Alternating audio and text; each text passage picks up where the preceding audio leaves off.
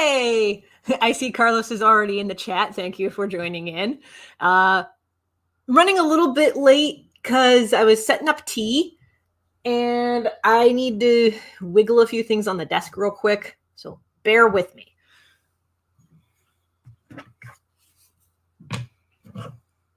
I'm glad to be streaming again. I'll tell you what, because like, Lordy, haven't done a good live stream in a couple of weeks because I got sick with COVID right before going to Small Press Expo.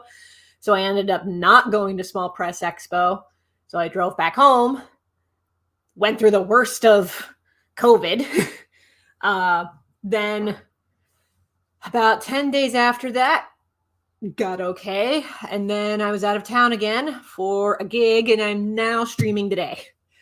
Hello, Jessica. I see you in the chat. Marvelous to have you. Now to angle this so that you can see. So far, so good. I'm happy to be streaming again, like I said. Just highlighting the question, how are you all doing? I will admit, this is a feature that I missed from StreamYard, is the ability to highlight comments, because OBS doesn't really let you do that. And I'm glad to be using StreamYard again to stream on YouTube. So happy to have that. I'm going to be moving this in just a second. Just got to move the microphone. Okay. I figured out what was going on with StreamYard because I was having issues on the technical level with StreamYard for a little bit.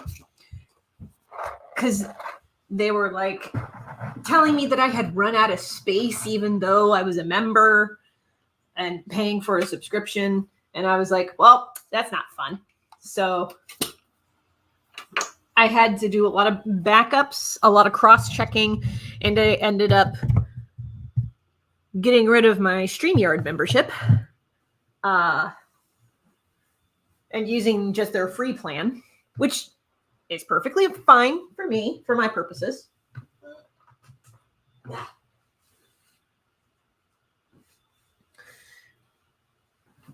Oh, there we go.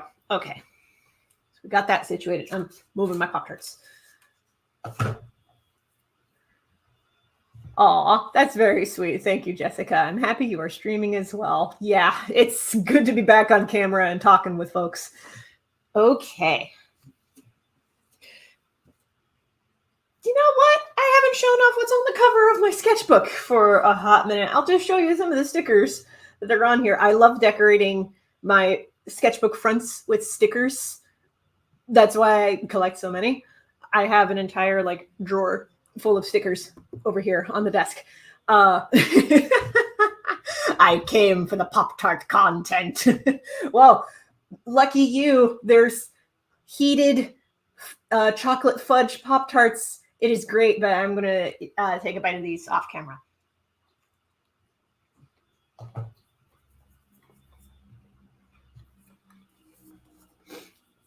Also, decorating the sketchbook covers with stickers is an easy way for me to tell apart what sketches will be in what sketchbooks. Because I have all of my past sketchbooks in a milk crate down here underneath of the desk. And I can just be like, oh man, I really need to get this sketch from early 2019. Where did I put it? Oh, right. It's in the sketchbook with the blue dinosaur sticker on the front of it. That's as close to an organized archive as I get with my old sketchbooks. I just arrange them in chronological order and I try to keep track of them with what stickers are on their fronts. That's about as good as it's going to get. I'm going to go grab my tea because it was steeping. And I will get into this shirt in a second because there's a design on the back and I have to tell you all what it is in just a minute.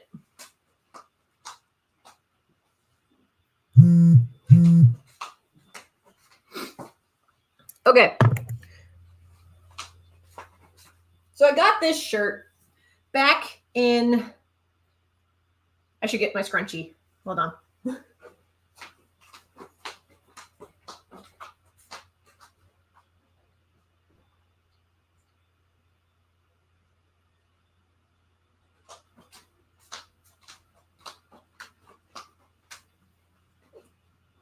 Okay. Blah. So I got this t-shirt at Small Press Expo in 2019, before everything happened. And I got this because not for the Japanese kanji on the front, but for the design on the back, which is, if you do not recognize him, this is Barry the Chopper from Full Metal Alchemist. He is absolutely delightful in Full Metal Alchemist Brotherhood. The thing about this shirt, which I did not realize until my friend Chloe took a look at it, is that the language here, she read it to herself, and then she giggled, and then she told me this translates to "get to the chopper," which is funny because he's Barry the Chopper. Get to the chop. Anyway. This shirt is from Small Press Expo 2019. Was not able to make it to SPX this year because of COVID, unfortunately, because I played it safe and I did not go when I found out that I tested positive. Turns out that was the smart thing to do because, oh good Lord, I have never sweated so much in my life. Okay. Now, today I'm going to be inking. And I had originally thought about setting up my tripod rig to record the process of inking this so that I could post it on TikTok, but we'll do that tomorrow. I only have so much energy in a given day anymore. So today I will show you the start of my Inktober sketches. Here's the thing. I didn't finish my Inktober sketch for yesterday because yesterday I was at a gig drawing caricatures. So I did ink most of it during my downtime, but I did forget a marker that I like to use for specifically Inktober. My go-to brushes and brush pens for Inktober are these zebra pens. The zebra black pen here has a really nice, use my face for contrast here, has a really nice nib that's kind of on the thicker end of things, makes a nice thick line. And I also have the blue zebra pen that is a little bit of a finer nib. Zoom in on that.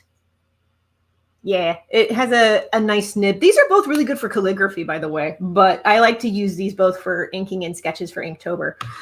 I forgot to pack these when I went to my gig yesterday, but I will show you what I mostly got done, and then I will go into my theme for this year. So I'll go ahead and remove I use these little magnets as placeholders, front, back. A little bit more of a zoom in on the back because it's really cool Celtic knots. I love them. So this is day one, or at least what I have inked of him so far. I did cheat a little bit with getting ready for Inktober. I penciled a whole bunch of sketches ahead of time. At least 20 last time that I counted, but it could be like 15. But I have like at least 15 days worth of Inktober sketches penciled.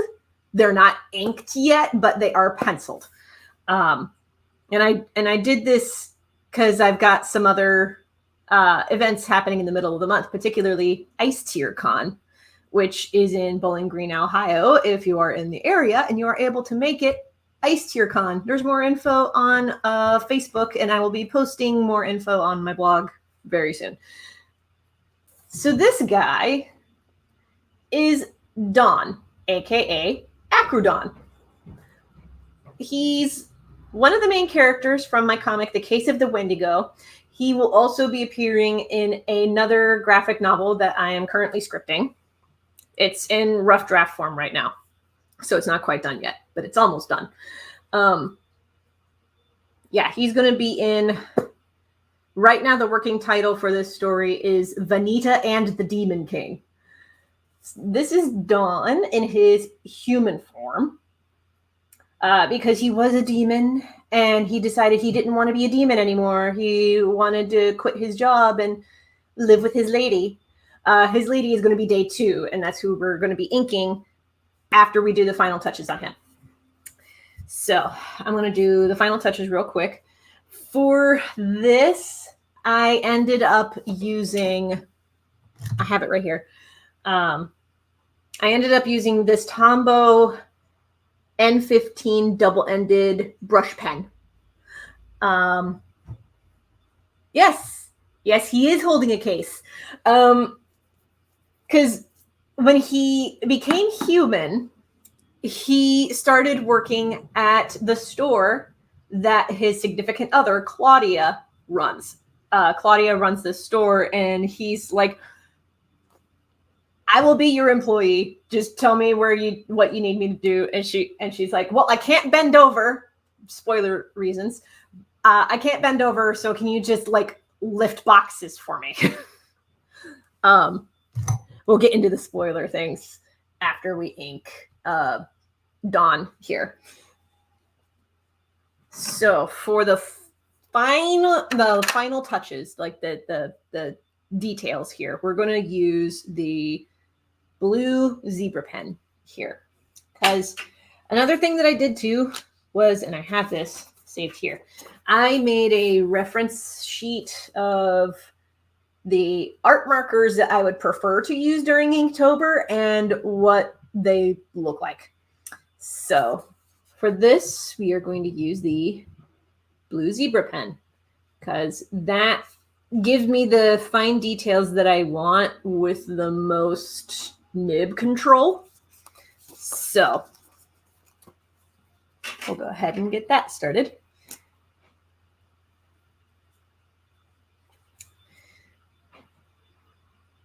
This is a very hairy man, so we got to put some hair on his legs down here. I already put hair on his chest and arms, and he's going to have a beard. This is going to be a very, very furry man. It's funny because in his demon form, he hardly had any hair on his body at all, and now he's just like the hairiest human I have ever drawn. It's like he's trying to make up for lost time. I'm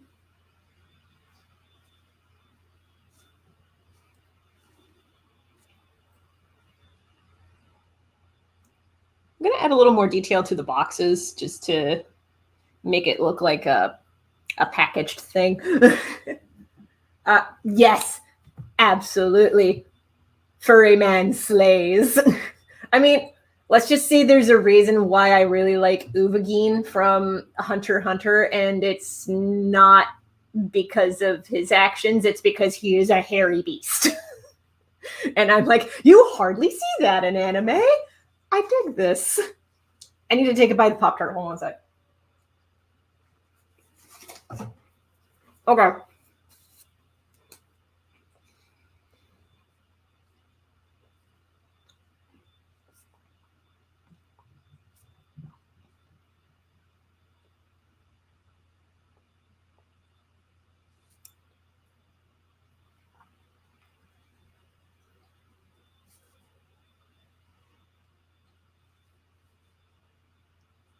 Now, I did have the thought of coloring in these sketches for Inktober, and I might still do that. But I kind of don't want to do that right now because adding color is some work. But if I do, it's just going to be flats. I'm not going to be adding like dynamic lighting or anything. Okay, so I was thinking about adding a little bit more detail to his button-up shirt. I'll add the buttons and the buttonholes, but excuse me, for like the pattern on the shirt. I was thinking about adding a pattern on the shirt, but I might save that for later.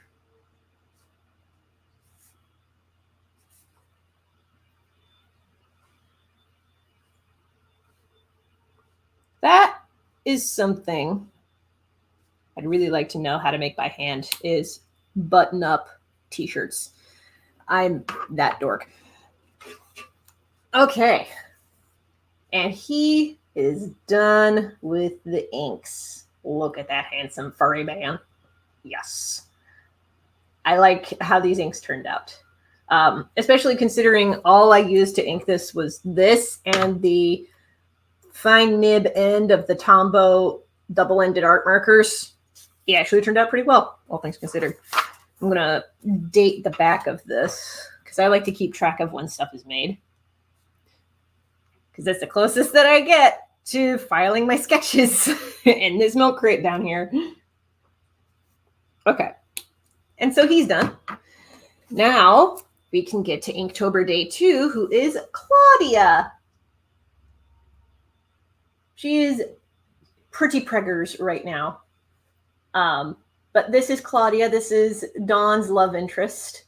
The pencil sketch is kind of blurry, but she should come up a little bit clearer once we ink her in a little bit.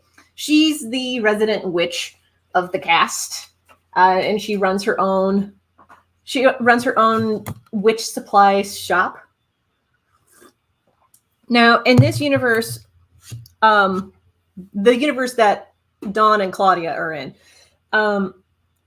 demons and witches don't usually consort together, because demons, just had this thought.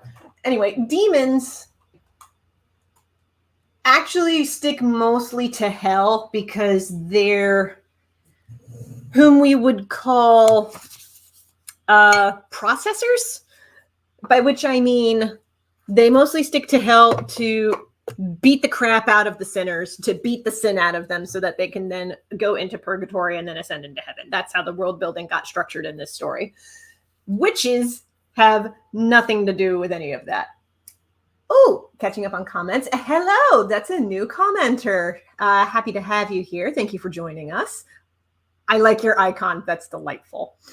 Also, that looks amazing. Thank you. I'm glad that some of it was able to come through. This is not the best camera in the world. I'll go ahead and shameless plug here. If you would like to help contribute towards a better webcam that'll have some better image quality, you can go ahead and leave a one-time tip if you have the capacity to do so. You can leave a tip at ko-fi.com/Kelsey D. Crawford. Even just $1 one time will help, but there's absolutely no pressure to do that. I get that some people are broke, so no pressure. Anyway, Claudia and Dawn made their debut in my comic, The Case of the Wendigo, which you can find through Ko-fi as well in my Ko-fi shop. They're also going to be in... Oh my goodness! You know what? Thank you so much for my viewer for shouting out. How did I just now find you? Thank you so much, Pulk Dragon, for showing me this. Thank you, Pulk Dragon, for spreading the good word of watch my stuff. Oh my gosh, that is great. I'm so glad that that's one thing that you can do that'll really help out this channel as well, and just help me out as an artist, is if you are too broke to like support me on Ko-fi or anything, spread the word and say, hey, you should check out this artist that I really like. Oh my God, absolutely you should. Bro Pen, go read The Legend of Jamie Roberts. Yes, there is a link in the description. Check out my webcomic, The Legend of Jamie Roberts. We're partway through chapter 7 already, but there's an archive for you to start at the beginning if you wanted to start there. It's the story of a genderqueer pirate and their two best friends treasure hunting in a land full of dragons. And there's all kinds of magic. And it's great, and I love it. I love making pages for it. I hope that you like it. Link is going to be down in the description, or as some people would say, the doobly-doo, if you wanted to give that a read. So, Yes, Claudia is not from The Legend of Jamie Roberts. She's from another comic that I do called The Case of the Wendigo. You can actually read that comic for free at thecaseofthewendigo.com. There's a link on my website as well. Oh my gosh, holy dang. It's been a hot minute. Believe it or not, Kelsey, I met you IRL on Free Comic Book Day. If you remember, I was a humanoid who enjoyed dragons. I remember you now. Well, thank you so much for tuning in. I really appreciate it. I almost forgot. Hold on. Don't look directly at it. Okay. I realized that the lighting was not stellar, so I just grabbed this lighting from my I have a portable vlog kit, and I just set it up in the corner over here to turn that on to help balance out the natural light coming from the glass windows over here. But oh my gosh, I'm so happy to see you in the chat. Thank you for joining in. I'm going to be inking in Claudia here in a second. Also, because you shouted out The Legend of Jamie Roberts, Jamie Roberts is one of the characters I will be inking for Inktober. They will be appearing later in the month, probably on day 9. I have another live stream scheduled for this YouTube channel Sunday, October 9th to keep doing Inktober. If you don't know what Inktober is the artist challenge where every day during the month of October, an artist makes a new ink drawing. And this is something I really like to do to get away from working so much in Clip Studio Paint and to get me in the habit of drawing every day in my sketchbook, which I love. Yes, absolutely. Noted. I see that you said noted. I'm going to take that you mean that's for Inktober, what I'm talking about right now. So yes, I'm participating again in Inktober this year. Now, I've participated in Inktober every year since 2017. That said, when I do participate in it, I understand there are people who put together prompt lists, and I understand people put a lot of thought into those prompt lists. I ignore all of them. Yeah, I forgot about that. Today is also 24-hour comic day. Technically, 24-hour comic day started yesterday, and it just runs in through today. The thing about Free Comic Book Day, I always forget when it is. Exactly. But I'm going to try to remember, moving forward, that it is the first weekend of October every year. 24-hour comic day, different art challenge. And I'll get to that in a second.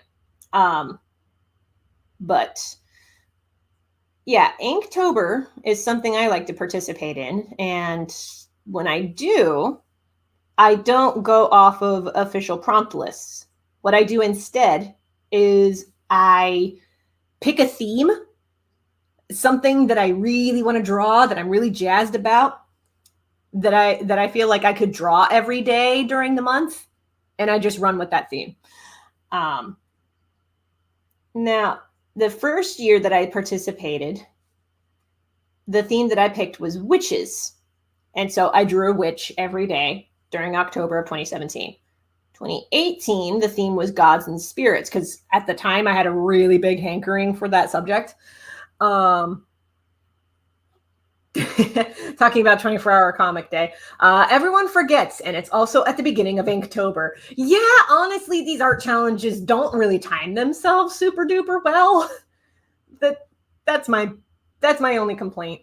We'll get into 24-hour comic day in a second, but with Inktober this year, what I want to do this year, I had a couple of different ideas of what I wanted to do this year.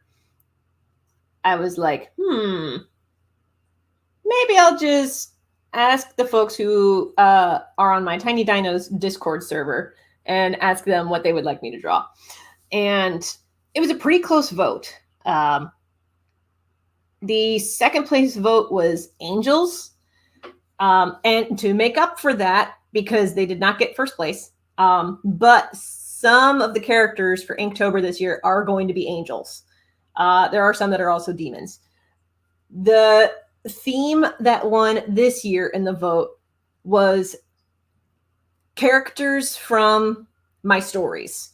And that's comics, RPGs, and books. So this month, every day, I am drawing a character from one of my stories. That's why Dawn and Claudia are the first two. Jamie Roberts is going to be later. Oh, catching up on comments. I don't do Inktober, but Arttober, just because I don't have inking tools. I mean, I've seen people participate with Inktober with nothing but a ballpoint pen. You can totally do that. I personally don't like using ballpoint pen because it doesn't give me the ink flow control that I like. But I've seen people do that. I've also seen a lot of zine creators do that sort of thing. I've also seen zine creators take this month as a chance to just make comics. So really, October is whatever you want it to be. Yeah, I think just using a regular pen could work since all pens are technically ink. Yeah, pretty much.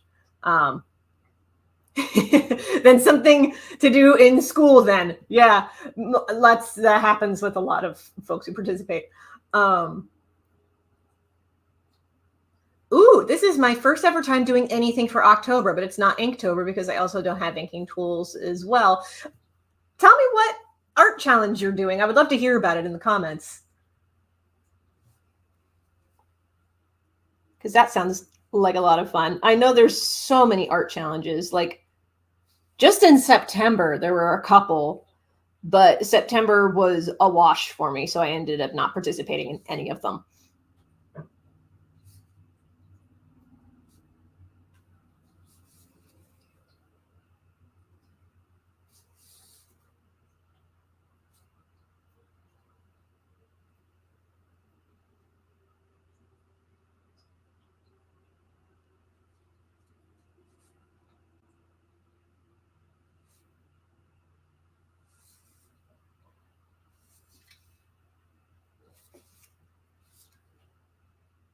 The way this hand is drawn, I'm figuring out the best way to ink this in.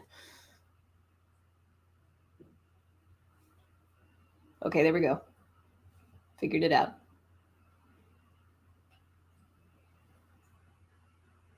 Oh, while I'm thinking about it,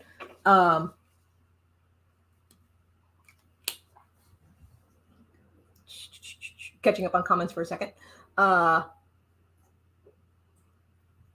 I didn't even know Dragontober was a thing, but I did do dragons as a theme back in 2018. So that's kind of done for me already. Ooh, make a bunch of spooky dragons based off of horror movies / games. I mean, dragons are pretty popular right now because House of Dragons is a thing. Ooh, I'm just doing my own prompt called Poptober. You know what? I endorse this. As somebody who does not go off of official prompt lists, I fully endorse this. Good on you, my pal. Well, 1 second, I'm gonna have some Pop-Tarts.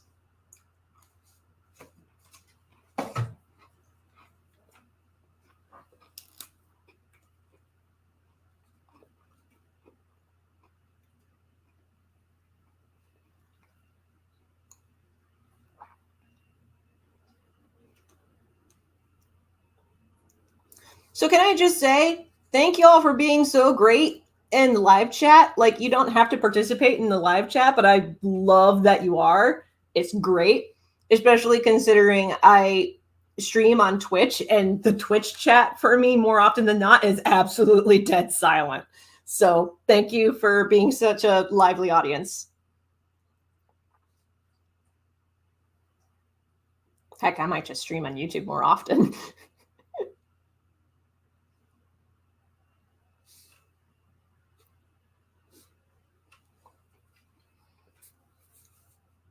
I mean, YouTube was where I first started streaming. Like, I was doing YouTube as a streaming platform before I even considered doing Twitch. Mostly because Twitch is such a gamer-heavy platform. and I don't really have stuff set up to do like gaming streams. Aw.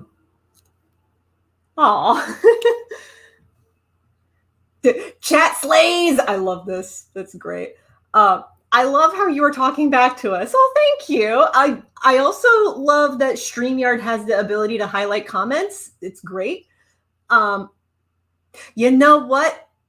I can see that. Twitch is kind of dying, to be honest. I mean, it doesn't really help that they take a 50% cut on their subscriptions. Like, you can absolutely subscribe to your favorite Twitch person, but that Twitch streamer only sees half of the money that you subscribe with. Just full FYI. Yeah, I can see that. It doesn't really help matters any that Twitch kind of has the Patreon problem. I use this very broadly, but when I say the Patreon problem, I mean that Twitch and Patreon, the pages for certain creators make a lot of money because they were early adopters. And people who joined on the platform really late don't see those kinds of returns. So the overwhelming majority of people who are on Twitch or Patreon, the overwhelming majority, like 96 to 98% of them, make on Patreon, they make less than $50 a month. 98% of people who are on Patreon make less than $50 a month. On Twitch, 98% of people, if not 99, have less than 10 viewers per stream. And that's because Twitch and Patreon have now gotten so saturated that the only people who are making money are the people who were on the platforms when they first started. So on Twitch, that's people like Ninja and Critical Role. And on Patreon, that's pretty much every YouTuber who was like, I'm going to give Patreon a try. So I did have a Patreon page, and then I stopped using Patreon. And then I went back on there again to try to use it as like an art club to let people subscribe to get stickers in their mailbox every month. I'm not doing that anymore. And it's not because Patreon did not make me money. It's because Patreon as a platform is making decisions that I don't like. So I just built my own subscription page. There's going to be more info in the doobly-doo for that if you go to my website. There is this issue too. Hard to make a fan base subscribe to a new platform, even to support. That is very true.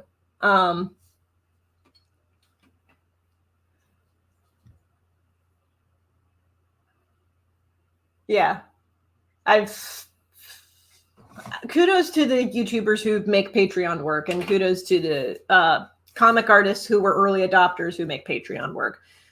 Technically, I was one of those early adopters, but as time went on, because I had been on that platform since 2014, I want to say, when I started one of my webcomics, Seeing Him, I put that up on Patreon so that folks could get the behind the scenes stuff.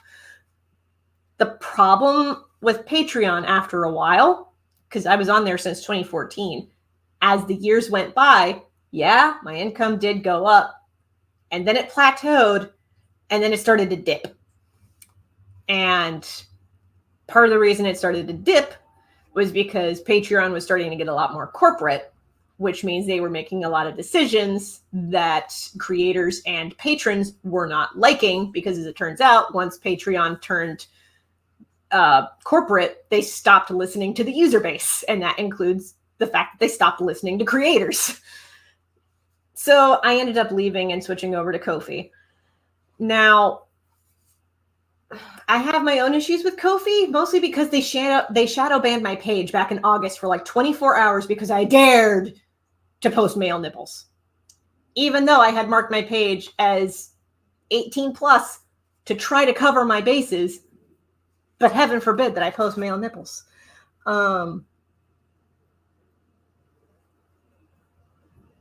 Oh, well, this is a concern that I see a lot.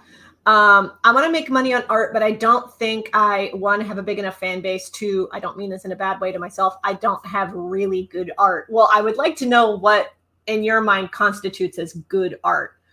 Because, like, it could be that your taste and your skill just have a really big gap.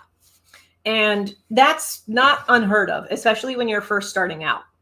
Because, like, you have the drive and the energy, and you have the taste that you're like, yes, this makes good art. And then there's your skill. And when you first start out, your skill isn't quite at the same level as your tastes. And so you have to work your way up to that. And that arc of progression is really hard for some folks to overcome.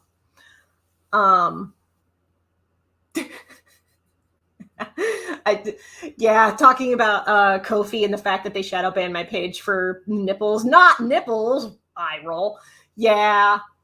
Jessica, you and I have commiserated a lot about this. And this is true. Art is art. It comes in all forms. To which Popcorn's like, all art is good, but I mean as in people that would want to buy my art. My pal, you never know. Because, like, I'm going to tell you this as somebody who not only majored in art, but also took courses in what's the equivalent of entrepreneurship for artists when I was in school. Now, in school, and even not in school, there are people who think that they are business experts who say, in order to really sell your stuff, you have to come up with like an ideal shopper profile, like an ideal customer profile, like, and you have to do this like thought exercise of, okay, my ideal customer is somebody who is 16 to 24 years old, let's say, or somebody who's really conscious of the environment, or somebody who's a very big art appreciator. This works if you have something like underwater baskets. just to pull an example out of my butt, underwater basket weaving, that's the most popular go-to example of all creative people. But also something like a litter locker. I did not realize this was a product that existed until recently. There is something called the litter locker, that it is a trash can specifically for cat litter. And the idea with this is that you use it so that you use less plastic bags to dispose of litter, because cat litter can't be flushed down the toilet for disease reasons. But whenever you're trying to think up of an ideal customer profile for something like for something like the ideal customer who would buy a litter locker, some dude in an office would be like, oh yes, the ideal customer for the litter locker would be somebody who is between this age and this age, who has this much disposable income, who has at least one cat and they want to spoil that cat rotten, or something like that. Like, it's just thought exercises. The thing is, it doesn't necessarily apply to art, but it also does. It depends on the art that you're making. Like, the art that I make is comics. And I decided a long while ago that the people that I make comics for are people of the, I phrase it as Los Gibbities persuasion. Los Gibbities, LGBTs, also known as the LGBTs. Basically people who fly the rainbow flag. I've decided that they're my target audience regardless of their age. And so far that has helped out a lot. But I also make graphic novels, which means that really with graphic novels, it's more like, who is my ideal reader? When you're making art, the thing with art is, would I hang this on my own wall? That's how I usually do it. But it's also, art is one of those weird things that it can be hard to commercialize, particularly if you're doing the fine art route. Because fine art is all about making art around a concept. Like, you pick a concept and you explore that concept to the depth that you absolutely can. That said, I don't consider myself a fine artist by any means. I am very well aware that the stuff that I make, I mean, I have stuff hanging in galleries right now, but it's part of comic art shows. It's not fine art stuff. It's not stuff that you would talk about in like an intro to painting class or something like that. The stuff that I have on exhibit is comic art through and through. And I like that. I prefer that.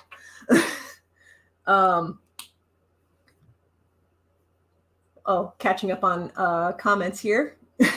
When I was trying to spitball the customer exercise, oh shit, I'm too old for art.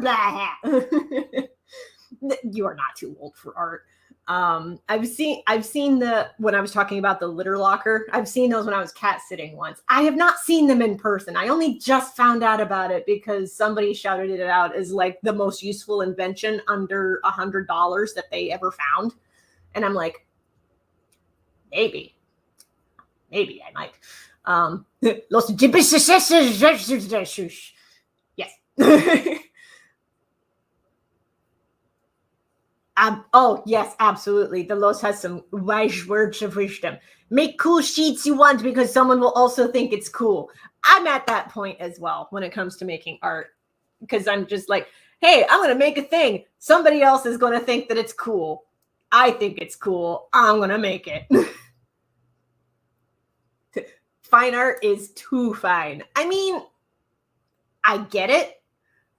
But the only reason that I get it is because I majored in art when I was in college. So I took the classes needed to, understand that, hey, this artist isn't exactly going for perfect, realistic representation or photorealistic representation. That's not this artist's goal. This artist is trying to explore a concept.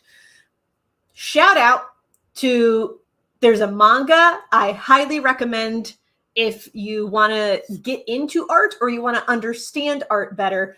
The manga is called Blue Period. I love it to pieces. It's about a high school student who initially he's like, I don't even know what I'm going to do with my life. Like, I'm just going to skate by and do what I want. A little bit of a delinquent. And then he discovers a art student's art piece and he's like, how? And then he makes an art piece and it's absolutely amateurish, but he's like, I just had so much fun making this thing. And it brings me so much joy. This manga brings me so much joy. Highly recommend Blue Period. Oh, thank you, Jessica. I really enjoy your art and I love your stories. Thank you. I appreciate that. I respect people who make comics. They have to know how to write and how to draw. I personally cannot write. Yeah. I like to say to people that art is a skill that you can perfect. It takes a unique brain to be able to write. I want to be able to major in art. The reason that I went with the art major that I did, a little bit of a story time. So when I applied for art school at Bowling Green State University, which is my alma mater now, but when I applied, I wanted to get into their BFA program, the Bachelor of Fine Arts program. And I sent my portfolio in for consideration. The staff in charge of portfolio submissions looked at my stuff and they said, we're not accepting you into the BFA program. And I was like, I mean, they gave me reasons why, but I looked at the results and I was like, well, fine. I'm just going to be a Bachelor of Arts major then. Screw your BFA program. Even though I was really, really eager and wanted to get the classes that were available on the Bachelor of Fine Arts track, I went on the Bachelor of Arts track and did it that way. And eventually, junior, senior year, I was able to, like, in collaboration with the professors that I was working with, I was able to recreate some of the courses that I wanted to take in the BFA track, but do it on the BA track. So shout out to BGSU for enabling me to do that.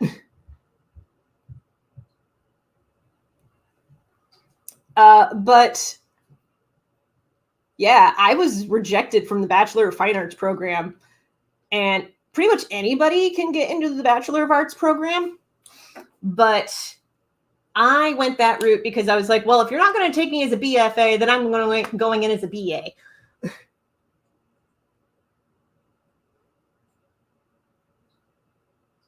Can I check up on comments again?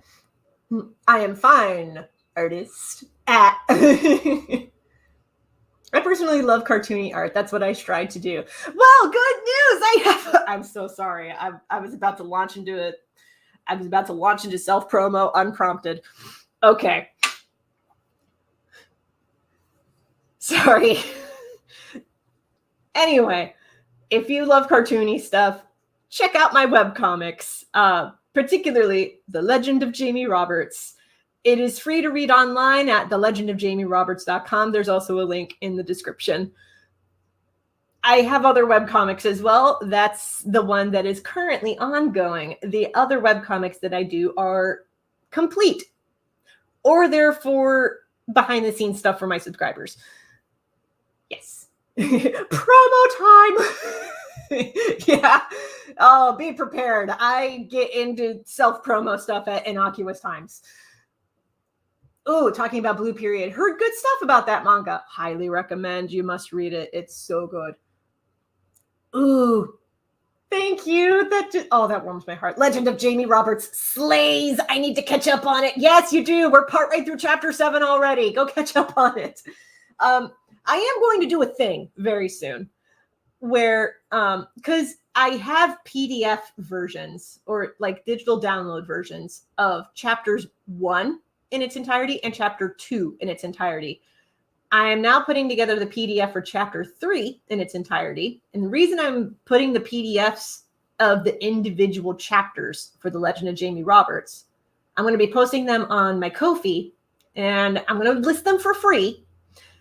But the reason I'm doing that is so that if people really want to catch up on The Legend of Jamie Roberts, they have a place that they can go and download the PDF so that they can read the entire chapter in one sitting without having to click a bunch of stuff.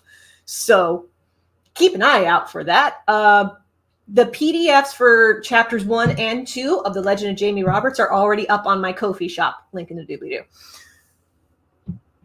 Yes. Catch up on The Legend of Jamie Roberts. We're already partway through chapter 7. It's great. I also did a mini comic called The Legend of Ajumi, which takes place in the same universe. That is also free for you to download in my Ko-fi shop. Link in the doobly-doo. There you go. Because there are people who appreciate dragon-related things.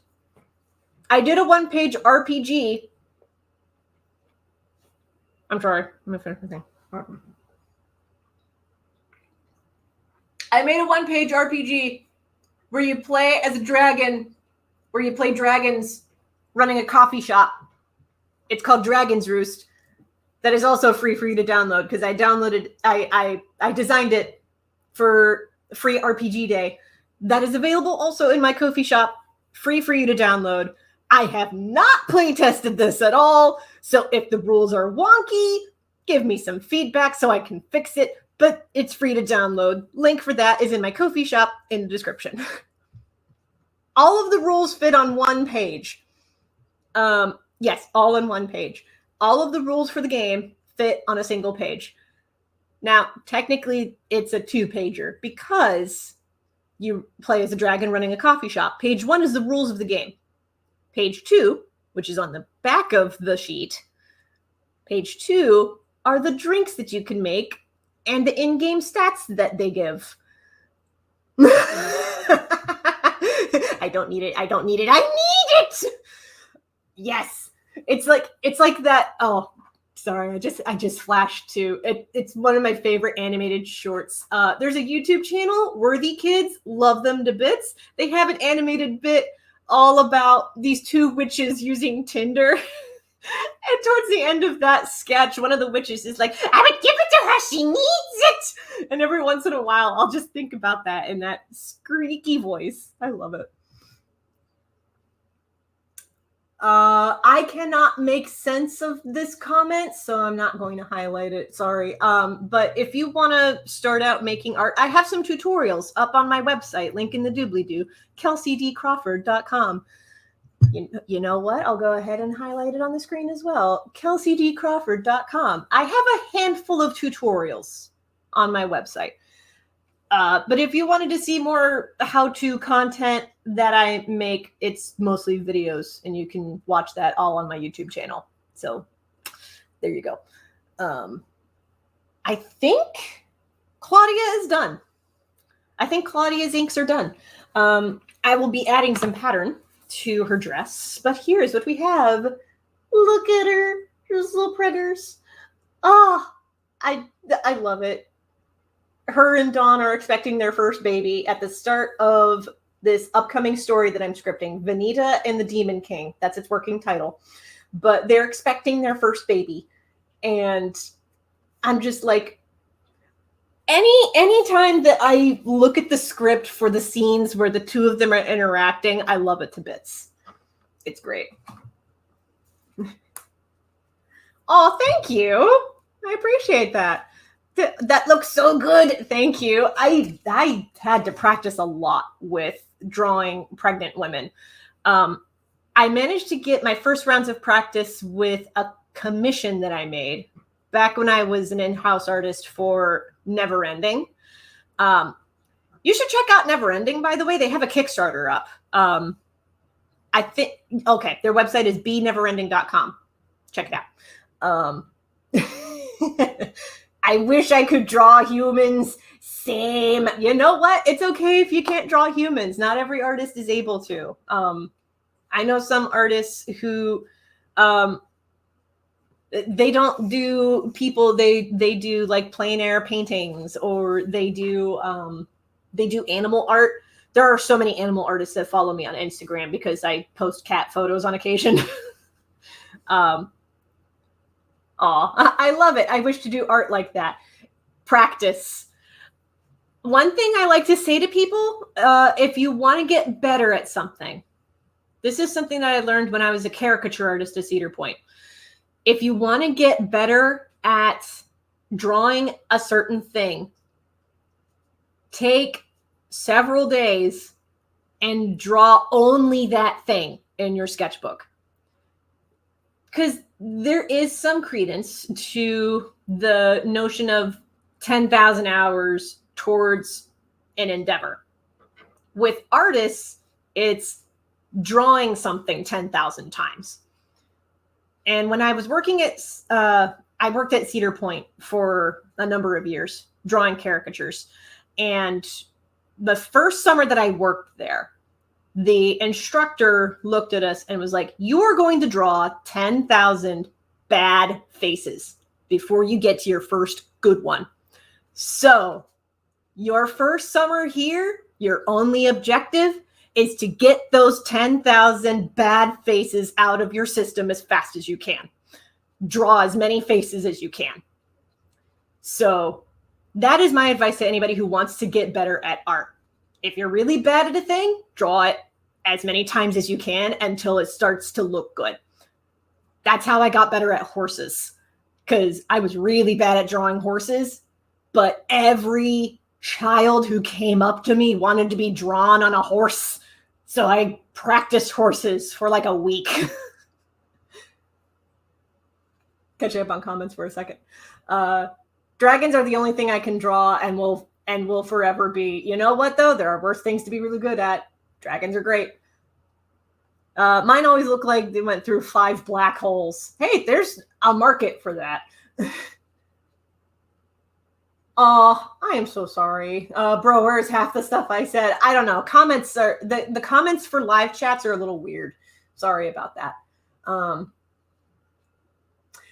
Okay, I'll get to this in a second. I get confused with finding my own art style. I'll talk about finding your art style in a second as soon as I catch up on comments here. I used to draw people from newspaper photos as reference. That's a good way to practice. Cars and horses, an artist's greatest fear. Absolutely. Oh, I hate drawing cars. I've gotten better at drawing cars. I hate drawing cars. Okay, going back to this comment though, getting confused with finding your own art style. If you're just starting out, don't worry about finding an art style. But if you really want to get gung-ho about it, I have some advice that I heard from, his name escapes me, but there was an artist from Blizzard Entertainment. Back when I was in school, so this was between 2008 and 2012, that I heard this guy speak to an art class. He came and he did a little presentation being like, so yeah, I went to school here. This is my portfolio. Here's some tips and tricks for how to get into the biz. And he also had an answer because somebody asked a question very similar to this. How do you find your own art style? His suggestion was, and this is going to sound really gross, but bear with me. This was his answer, almost word for word.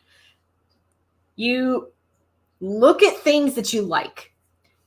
And you're like, oh, I really like how this artist does eyes. I really like how this artist does hands. I really like how this artist does hair.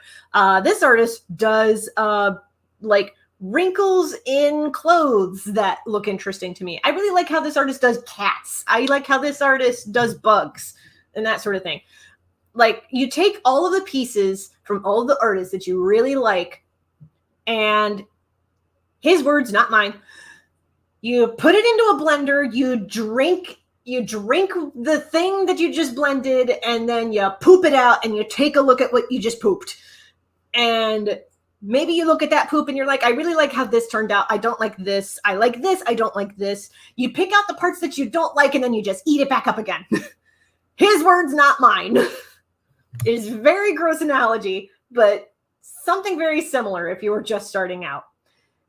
Find the things that you really like, the things that other artists do that make you go, I really like how this artist does this thing. Try it out. And if you like it, keep reiterating on that. If you don't like it, leave it to the wayside. And is this work with animation? Like, if you're trying to get into animation, yes, because this guy was a 3D animator for Blizzard, and he did an internship with Pixar. So his advice was primarily for people who wanted to break into animation. Yeah, this sounds like exactly how I found my art style, except not. I used to look up images of dragons and copy them on paper. Over time, I added my own twists and figured out basic dragon anatomy. Totally get it. That was how I first started practicing dragons too. A lot of my dragon practice was just copying down the art that I saw and Spyro the Dragon to the best of my ability when I was like 10. Oh, finishing the thought. All of a sudden I had my own art style and could draw without copying. Yeah, it's practice. It's a lot of practice. I have a question. Do you know how to draw a half animal, half human?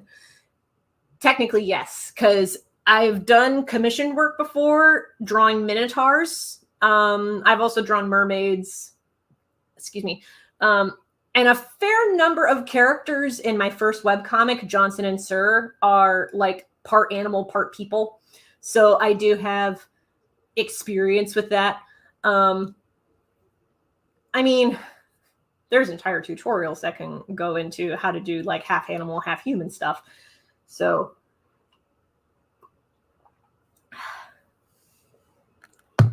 immediate thought, centaurs. Yes. Oh yeah, copying something and drawing it over and over again. Same here, but with cats. Totally get it. Totally get it. I feel like that's how my roommate Alex got really good at art because she loves cats. So she got real good at drawing cats because she just kept drawing them. Okay, so we got Inktober day 2. I almost forgot to date this. We need to add the date to this. I like to keep track of this sort of thing. Ooh, as a little preview, I will show you who I have lined up for day 3. I'm not going to ink day 3 yet. I will ink this tomorrow, but I have this character for day 3. Oh gosh, work with me, camera. Oh, you know what? This light source is portable. Oh, Jesus, okay. Here, so this is the best lighting situation that I can come up with right now. This is a new character. Her name is Vanita. She's in the story that I'm working on, which has the working title Vanita and the Demon King. The Demon King I actually did an ink drawing of, oh gosh, last year. So I'm not sure that I'm going to be drawing him in Inktober this year, but I really needed to draw Vanita. See, here's the secret thing that I'm doing with Inktober this year. I'm actually using Inktober as an excuse to finally draw character art so that I have references to work off of when I draw the comics. rather than like full character turnaround sheets, which is the most useful tool that you can have when you're doing animation or comic art. But they are very labor intensive. And I know this because half of my job when I worked at Never Ending was drawing character sheets.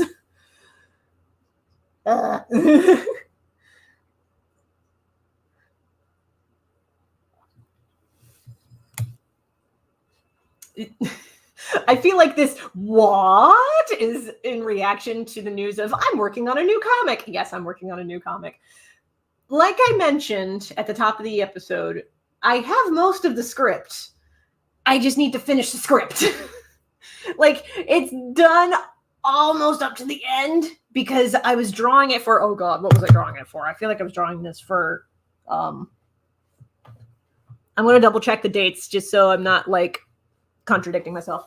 Oh God, where'd you go? There you are.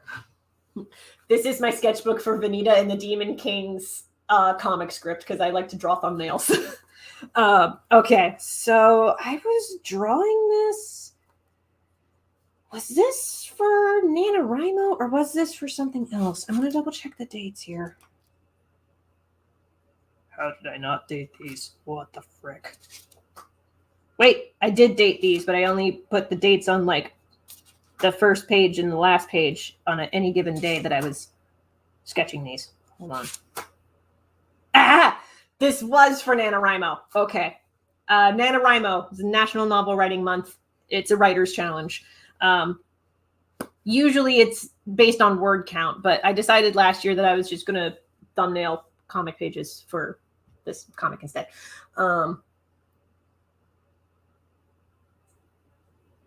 Oh, I appreciate this comment. Okay, I'm gonna try to understand this as best as I can. I get the impression that English is not your first language. I appreciate you trying.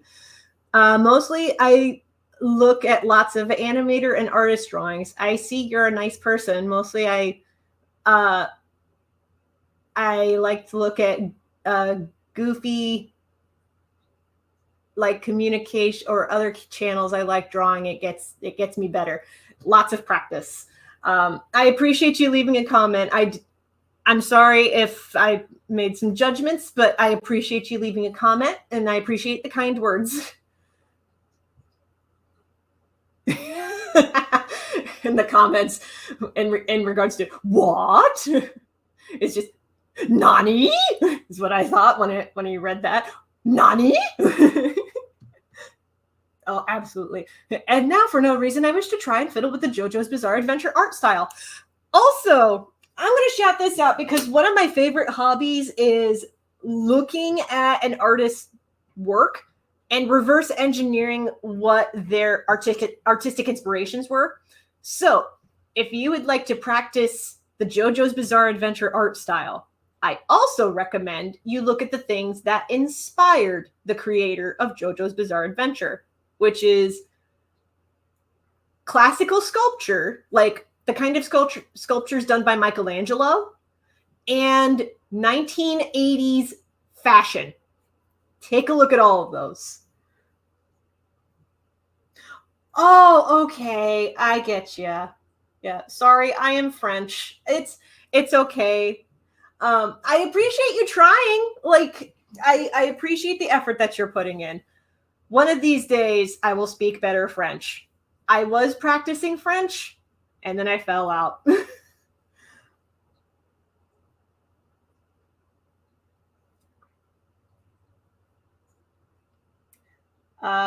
In reaction to reverse engineering art inspirations, that's pretty smart. Yes. A good chunk of why I reverse engineer who inspired who is to trace like what they're looking at and what it is about that person's art style that resonates with them. Like, fairly obvious influence here, but when you look at the creator of Hellboy's art, Mike Mignola, fairly obvious when you look at his stuff, his artistic influence is a creator named Frank Frazetta.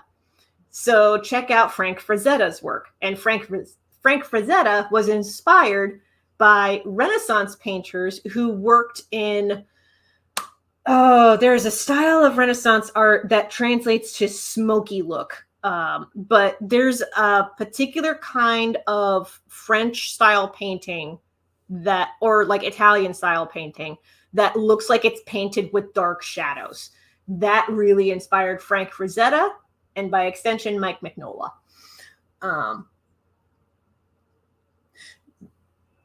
Dude, I do not judge fanfic writers. I've only thought of 2 stories. One is fanfic, don't judge, and the other is technically fanfic. You know what? I'm not going to judge on that. I've known plenty of fanfic writers who have gone on to either just control replace all the names and things to make it original, or they'll use that as a jumping off point for something else.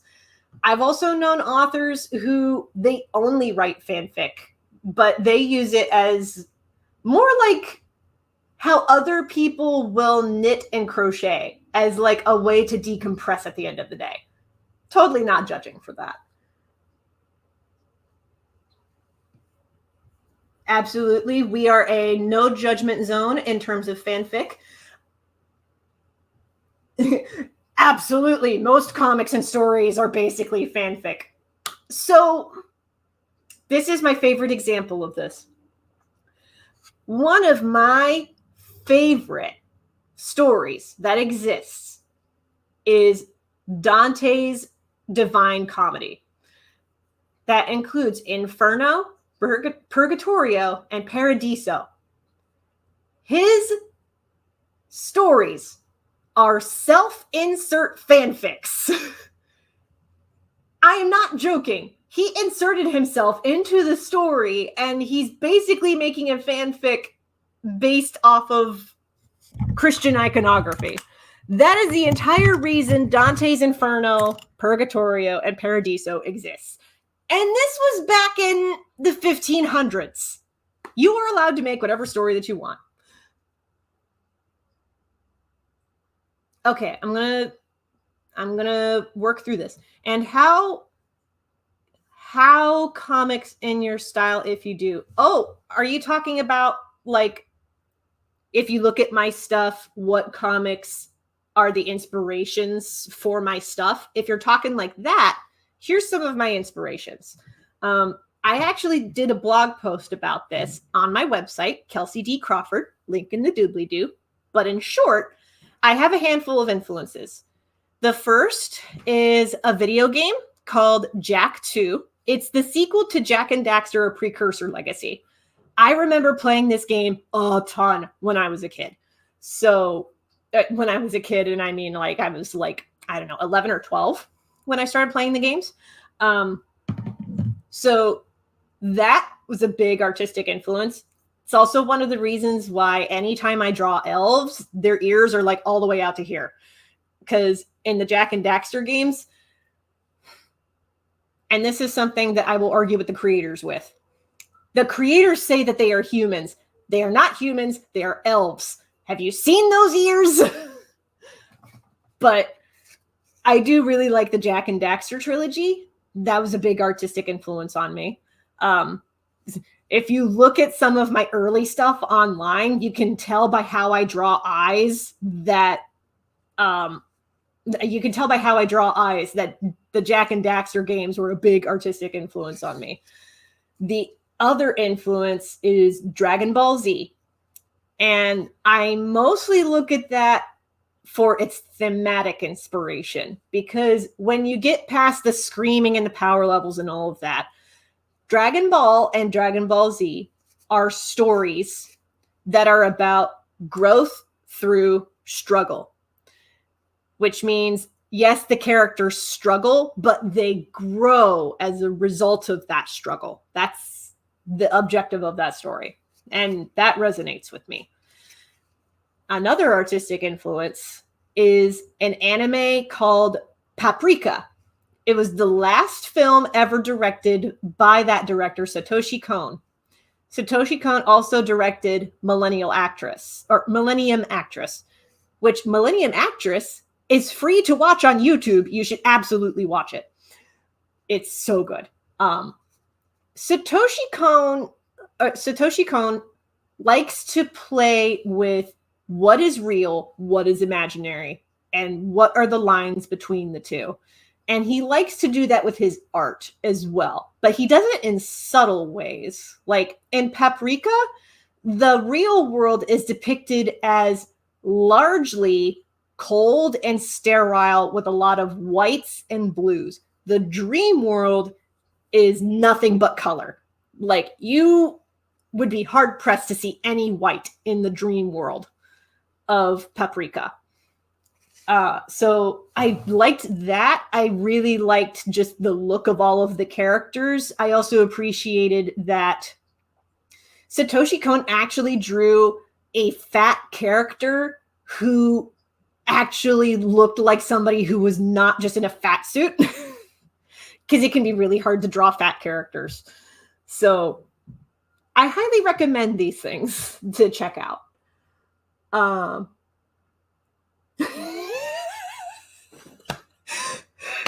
Carlos, I love your comment. Most modern theology is basically Dante fanfic. I would argue this is also true of the video game Bayonetta.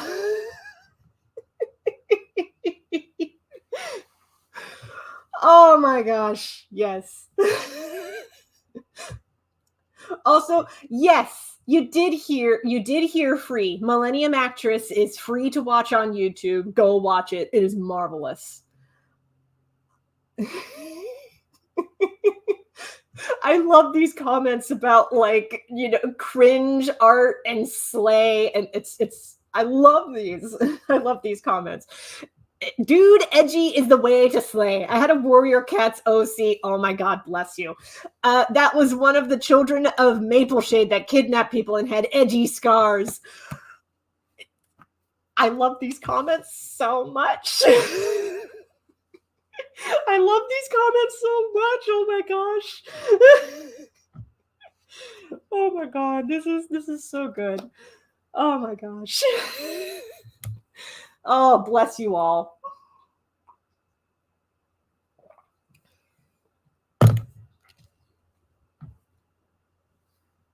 Ooh, here's a good question. If you start the comic, how do you do many pages with the box, the bubbles, and etc.? Okay. I'll go ahead and show you some thumbnails. This is usually stuff that I save for folks who support me by subscribing. By that, I mean, just go to my website, kelseydcrawford.com. Put the link up on the screen. That's The Legend of Jamie Roberts. If you go to kelseydcrawford.com and you click on subscribe, I built my own page where you can subscribe. And if you pledge so much per month, you're part of a exclusive email list that sees my comic scripts and the behind the scenes stuff of producing comic art. what I'm about to show you, is usually reserved for that. But I'm going to show this to you because this will answer your question. So what I do when I'm figuring out how to draw a comic page, and I'm looking at it and thinking, where am I going to put the speech balloons? Where am I going to put thought bubbles? Is I draw a super rough version of the comic page. Let me get the lighting situated. Nope. That's about here-ish. Yeah, about here-ish. So I do like a really rough version of a comic page. Like, this character's face is not detailed in most of these panels. The background is like super simple. But I do pages like this in the sketchbook to get an idea of where I'm going to put speech balloons, how I want the page to flow, and what exactly that page is going to say. So I have entire sketchbooks of comic scripts that are like this. And a lot of these pages are super not detailed. Like this one here is like, I didn't even really put backgrounds, but I only like sketched out the details that I wanted to focus on, that I was like, I want to sketch this out so that when I do draw this in earnest, I understand what I was trying to convey. So like this middle panel here, I didn't even draw like the Demon King being like splayed out on the couch. I'm just like, this is a rough approximation of where I want his body to sit. But you know, it's a way to get across where I want things to be placed and where I want the speech balloons to sit. And these aren't even the final iterations. Anybody who has seen the behind the scenes stuff for The Legend of Jamie Roberts knows that half the time I move the speech balloons around. I also sometimes end up redrawing entire panels and not using the script at all for some, but this is just an approximation.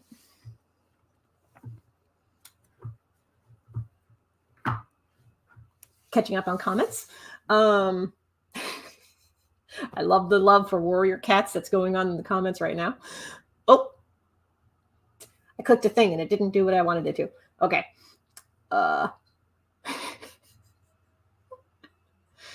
Oh gosh, y'all are delightful. So many comments about just words. Oh my god. The brain fog is real. So many comments about warrior cats. Bless you. You know what? I'll go ahead and shout this out. Popcorn and Opulk Dragon. You might have heard this before, but there is a thing on YouTube for My Brother and Me, where they talk about warrior cat names. Look it up. My Brother and Me, warrior cat names. Somebody did a little animated video to it. It's delightful. I did not know that paw meant they were a child, so my deputy was Snowpaw. That's adorable. Oh my god, now I'm just picturing this white fluffy kitten that's just like, reporting for duty. Oh my gosh. Oh, here's a response for Susu, because you've been asking a lot of comics related questions. Jessica says, Clip Studio also has templates and lots of useful resources for making comics. Yes, they do. That is Clip Studio Paint.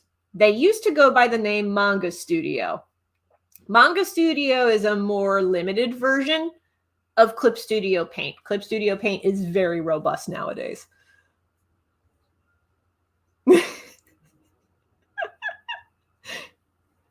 The reaction to Snowpaw, the deputy.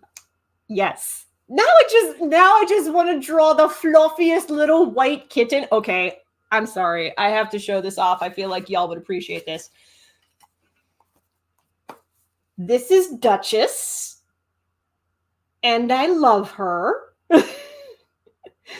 She's a character that I drew for a Dungeons and Dragons campaign that I am running currently. Duchess does not talk. She yells.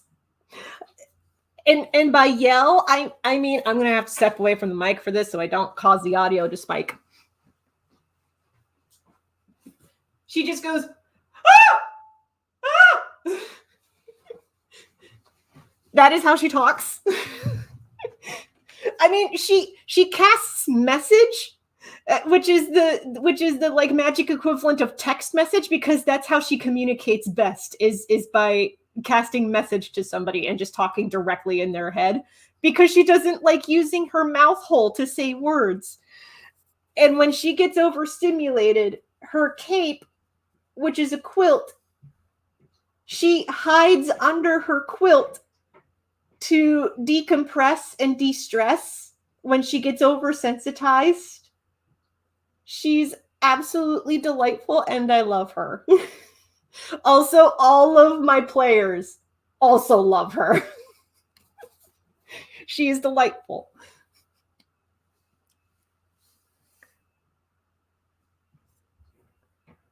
Like Grenda from Gravity Falls.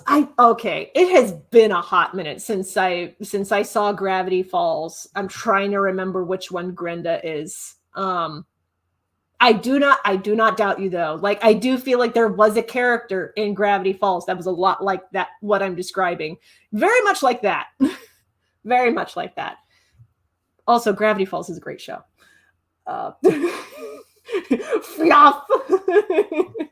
I love these comments. Oh, yes. Also, paws got beans on it. Yes, they have toe beans. Oh, goodness.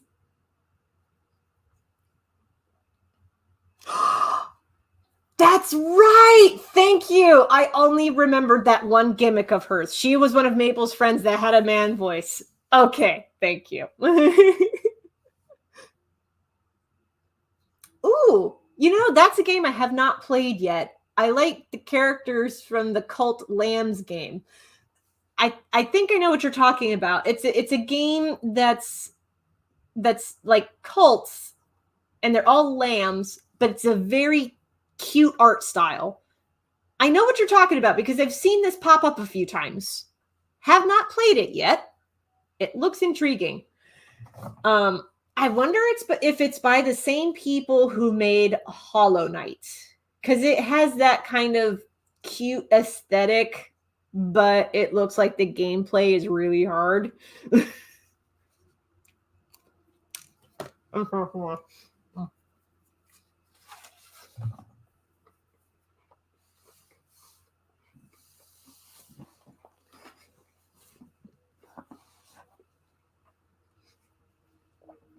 Yes, absolutely. I think you're calling back to my advice that I was talking about earlier from the animator from Blizzard. Cook, poop, and eat.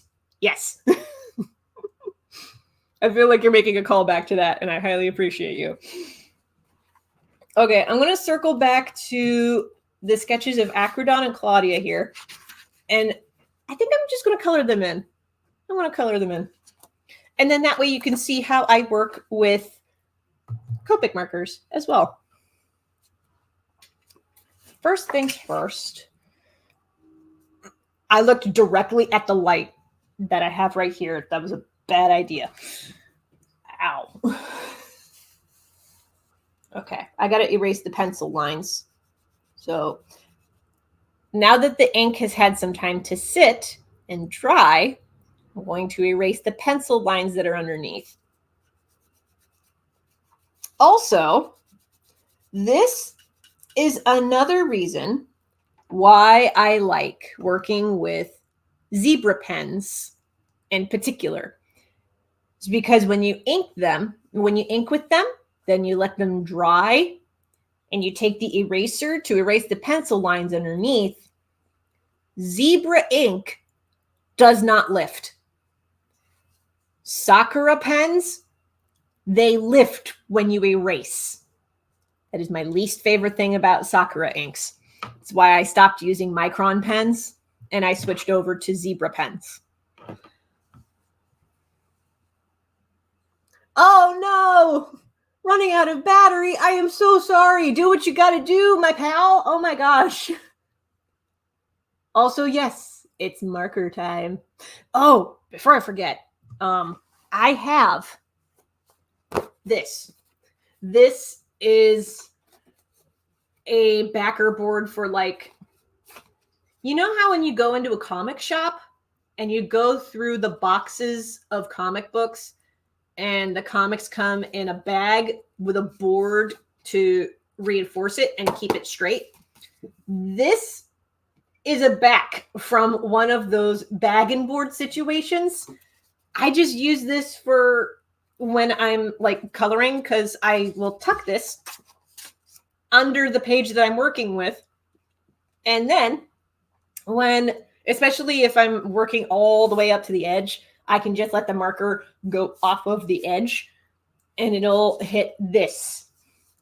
Also, this is a good way to protect the following page so that when you're coloring with markers or something with a lot of ink to it, those fluids that you're working with do not bleed into the next page when you have something like this.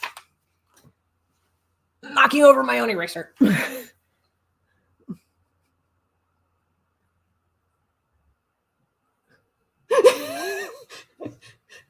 All of us in the chat want you to get your charger popcorn.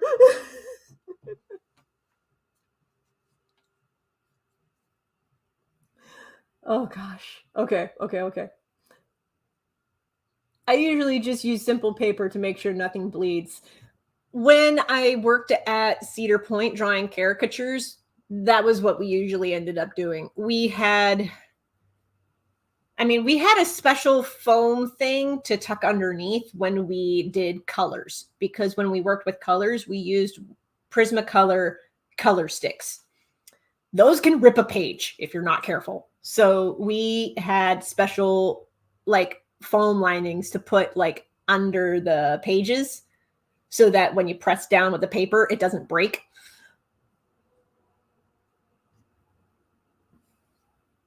I'm asking if I can't come back. It's been a good stream. Well, thank you for joining us. I hope you do get to make it back. Oh my gosh, good luck. Okay, I'm going to erase the pencil lines again.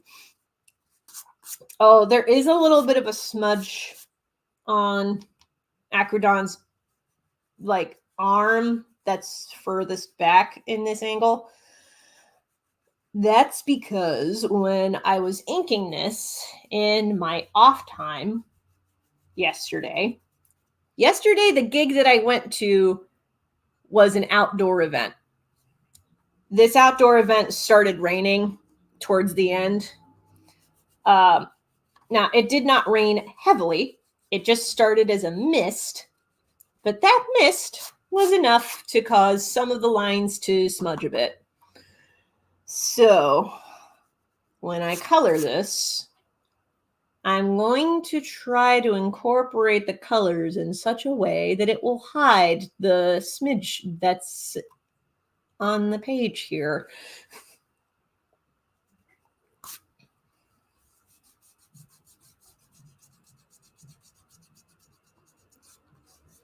Well, pro tip, when you're erasing towards an edge of a piece of paper,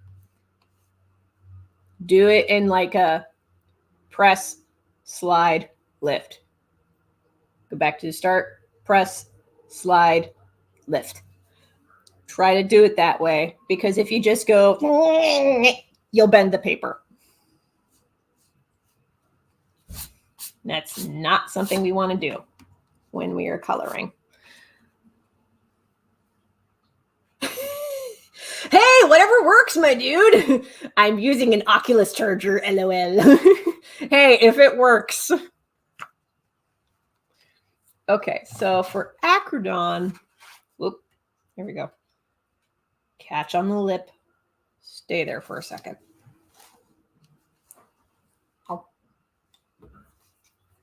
Sorry, I have to eat my Pop-Tart. I'm starting to get munchy.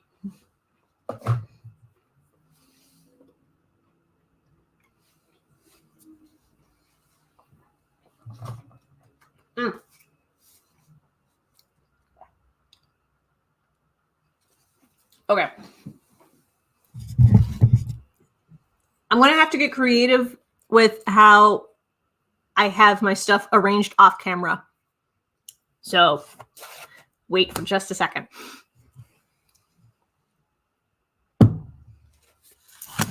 Oh my gosh, don't fall over. Oh my God. Okay. Yeah, I agree with Carlos here. If it charges, it charges. It's like a cat. If it fits, it sits. Yes. Okay. I had to move some things so that I could access my markers, which I keep in a box like so. I like how this is arranged, but if I could do this over again, I'd probably go with something a little bit larger. I did also make, because I have so many colors, I made a cheat sheet palette of the colors that I have and the placements of them in their slots. So if I want to work with a particular purple shade, then I know they're on the bottom row, and the shade that I want is 1, 2, 3 places this direction, and that gets me this one. So that's how I have it arranged. That's my little cheat sheet. I also recommend this when you work with watercolors, because watercolors are also a tricky thing. Here. I have this in another live stream, which is archived on YouTube, if you want to get a better look at this particular watercolor palette. But I have this, and this is the cheat sheet for that. So that tells me if I want to work with, say, this shade of, I want to say that's like an umber, technically speaking. If I want to work with this, then I use this well. I use the watercolor that's in this well, and it'll give me this shade. So, hot tip for anybody who wants to work with watercolors or markers. And you want to try to do that with as many different paper surfaces as you can get away with, because inks react differently depending on the paper that you work with. Okay. I just keep it over there.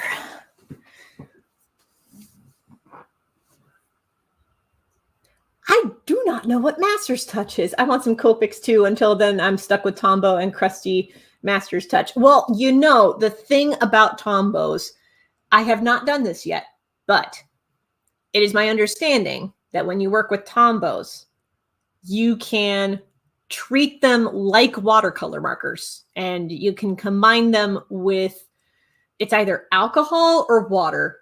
I don't remember which. It might say on the thing what it's. Water base. Combine it with water to treat it like watercolor to spread the color around.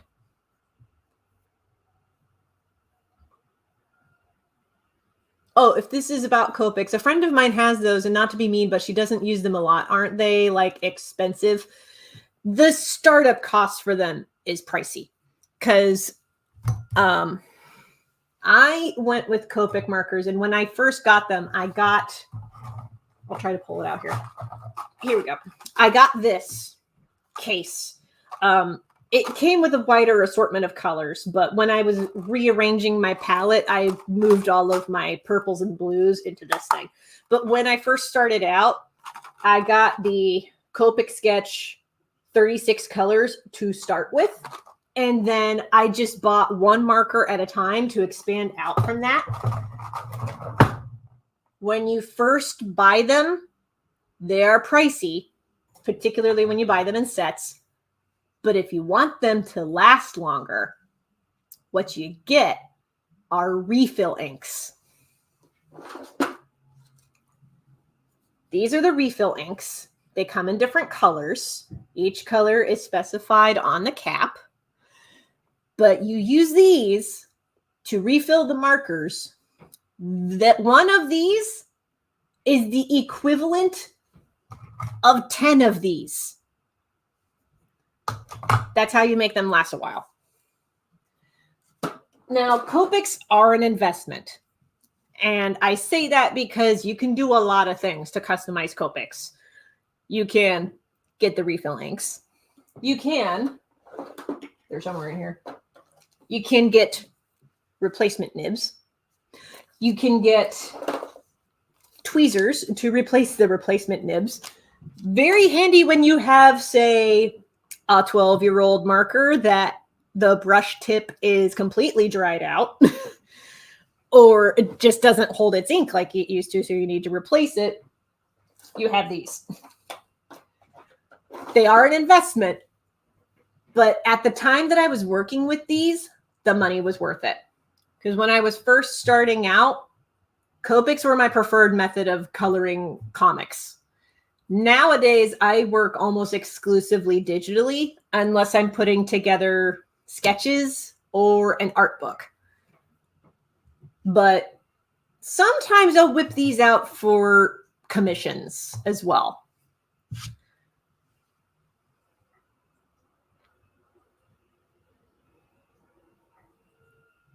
Ooh, that's a brand that I feel like I've heard of, but I haven't tried this yet. She also doesn't let a lot of people use them, even though I let her and just about everyone use my Arteza colored pencils. Now, Arteza is a brand that I have not tried yet, but I do want to try it. The thing is, I don't work in colored pencil very often. I'm thinking about possibly rehoming my Prismacolor colored pencil set because I have this massive tin of like 150 colors or something like that. Originally bought it my freshman year of college, so well over 10 years ago at this point, betraying my age. But I bought them a little over 10 years ago. I still have them, but I've hardly used them, unfortunately, even though, like, all things considered, I like working with colored pencil. But I just don't get the chance to use colored pencils very much, Prismacolor or otherwise. But Arteza, I might try. Ooh, okay. I want to know what brand this is. The only good markers I have is something I found at Office Max. Shout out what the brand is. If you can find the name of the brand, shout it out. I would like to know what that is. Ooh, for this comment reminded me, I've used them for watercolors before. This is a little earlier in the conversation when I was talking about how to use Copics. And yes, you can. You can, in fact, use the Copic refill inks like they are watercolors. You can do that.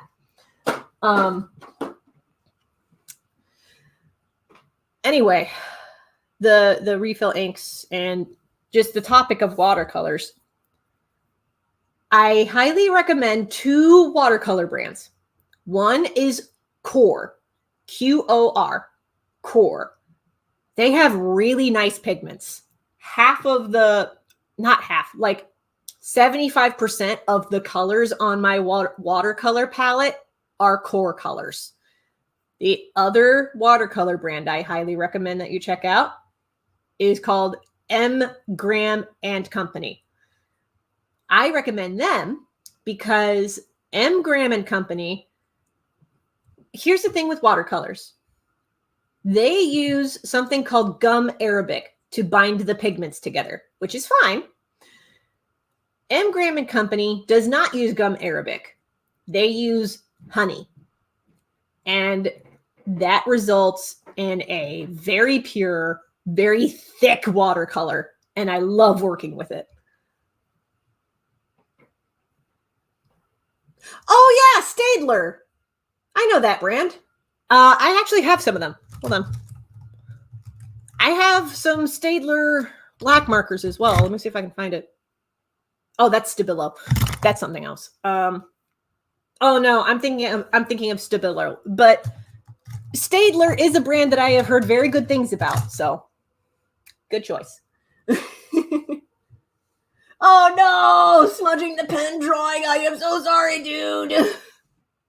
Oh, you know what though? Blow up the chat. I love seeing how active chat is right now. This is such a refreshing change of pace from whenever I stream on Twitch. Oh, I love it. I love it so much. Okay. Ooh. Somewhere in this repertoire is a color cheat sheet that I kept when I worked on the case of the Wendigo, which is where Claudia and Acrodon come from. And I made this color cheat sheet because when I drew... Oh, hi. Hello, Simon Otter. Nice to see you in the chat. Greetings, Otto. Yes. I take it you two know each other. Anyway, when I was drawing the case of the Wendigo, which has these two characters, 1, 2, I drew the figures with Copic markers and did the backgrounds digitally. And I kept a color cheat sheet of like, I use this marker for Acrodon's hair and this marker for their skin and this marker for this other thing. I had an entire cheat sheet of that. I don't remember where I put it. But I'm going to go off of memory here because this is just a sketch. This is for Inktober.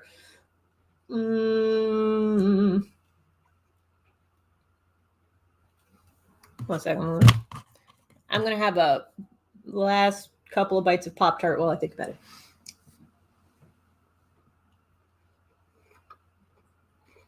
Oh, man, I have not used DeviantArt in a long frickin' time. I was thinking about possibly getting back on DeviantArt because DeviantArt does have this, like, warning system to be like, hey, we saw that your art was put into this NFT. Did you do this? Shout out to DeviantArt for having that service, by the way.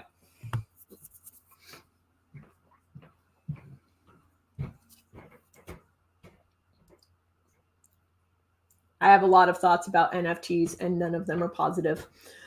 But let's just get to coloring. I have ranted about this before in previous live streams, so if you really want to check that out, just look at my archive. I'm not going to get into it today.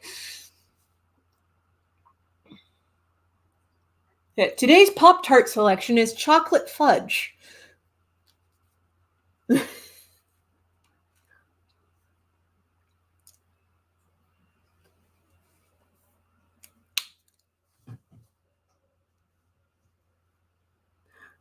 Talking about the NFT alert system.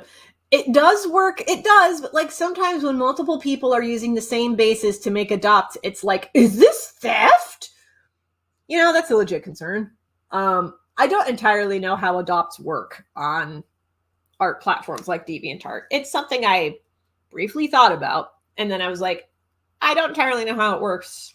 Not sure that I want to jump into it until I know how it works.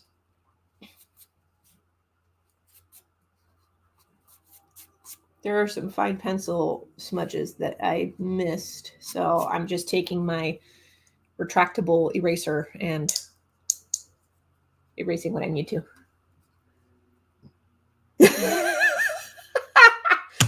Oh my God, Carlos throwing subtle shade here. 1 hour, 40 minutes was worth the Pop-Tart updates. Oh my God.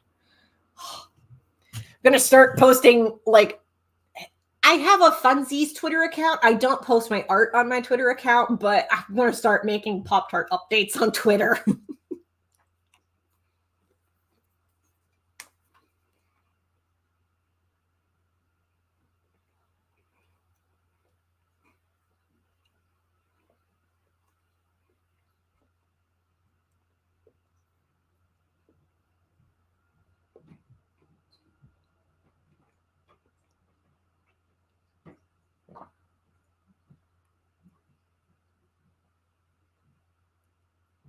There we are. Yes. And must color in the beard.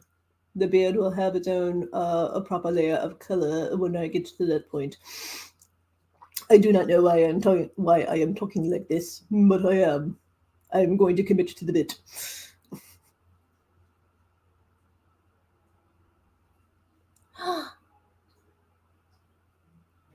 There's my Bree. Hey, baby. Wanna come here? I'm talking to my cat. Hey, baby. You wanna say hi? Oh, big stretchies. You wanna say hi to the people on the internet? Sometimes she'll say hi.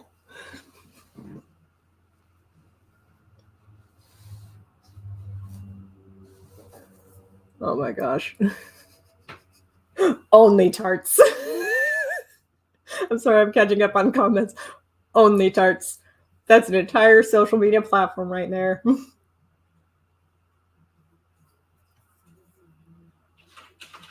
Oh, madam.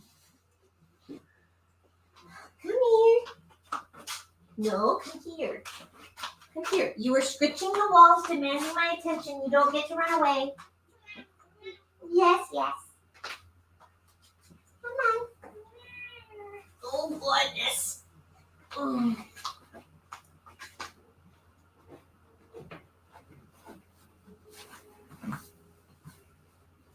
This is Bree. She likes to scratch the walls when she wants my attention. She does not like to be held, but she does not run away either. And every once in a while, I get to show her off to the internet. You being good? Begrudging acceptance of her fate. Would you believe that she is 16 years old? She's actually 16 and a half. Her birthday was in May.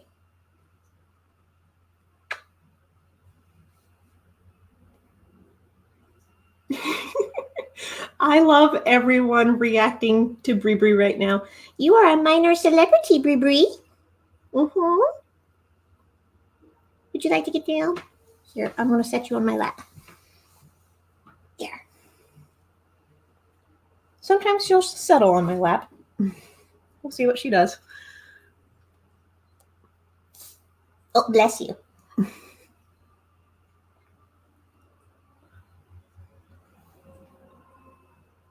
I saw the cat. Yes, her name is Bree. She is a very small bean. She is what the vet calls a petite cat because she's less than 8 pounds, even though she is 16 years old. Okay, I was just making sure she wasn't going to scratch the walls. One of her favorite things she likes to do is if she thinks I'm not paying enough attention to her, she will go to the corner, the corner wedge of the wall, and she will just scratch. And I'm like, madam?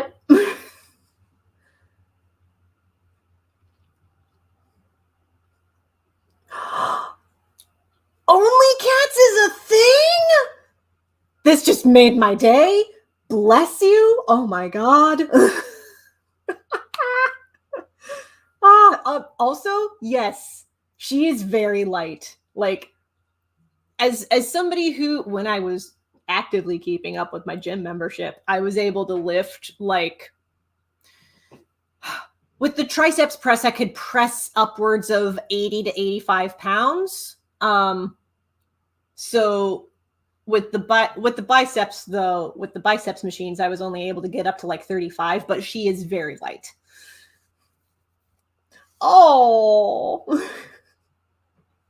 my cat is sitting next to me right now. Oh, bless. That's so precious.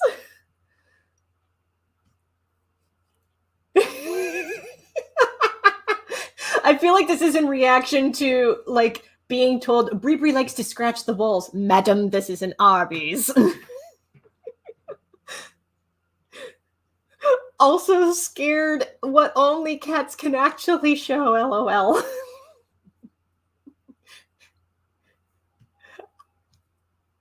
I am genuinely curious enough that I will look it up later. Oh, her name is Luna. She is just a little evil. Most cats are. A friend of mine from college, her apartment now has a plaque above a door that says, "All cats are little old ladies in fur coats." And when I saw that, I was like, this is Bree Bree to a T. Because Bree Bree is very much the old lady who wears a fur coat.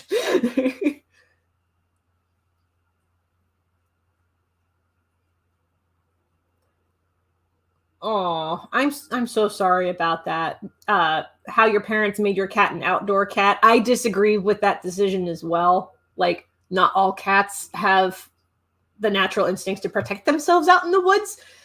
Case in point, I had a cat named Scarlet. Scarlet lives with my younger sibling now, but when I had Scarlet, she had no hunting instinct whatsoever. Like, Bree Bree was my mouser. Like, Bree Bree, if she ever saw a mouse, she would chase it around the house, toss it up in the air, catch it again, play with it. Typical cat things. Scarlet had no idea what to do with a mouse. Like, and her killer instinct was not to do the cat thing of like hunkering down and doing the little wiggle and chasing after it.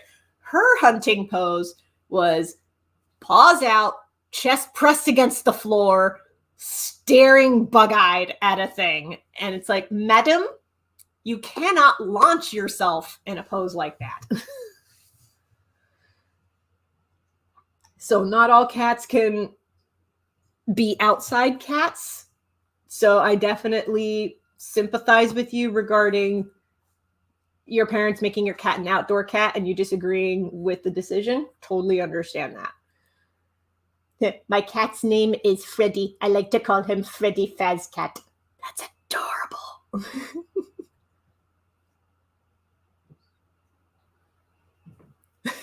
I have like 20 cats. Are you my older sister? Yes. The cat's equivalent of a T-pose to establish dominance. When I was describing how Scarlet will just like onto the floor, I guess she was doing the T-pose to establish dominance. I'm going to send that to Kia because they would get such a kick out of that. Madam, I'm going to chase the baby. I'm going to chase the baby. I'm going to chase the baby. Oh, what do you want, Scooby? I'm going to chase the baby. Okay. Looks like it's cat break time. One sec. Let's just angle the camera. Hello, madam. What?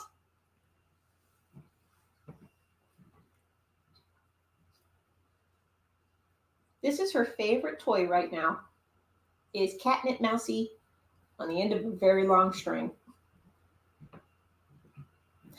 You gonna kill it? Yeah, you killed it. Good job. Good job, baby. You killed it. You killed the mousey. Oh dear. Come here. Her eyes are a little goopy. I'm gonna wipe them real quick. Yeah. Your eyes are so goopy. Goodness.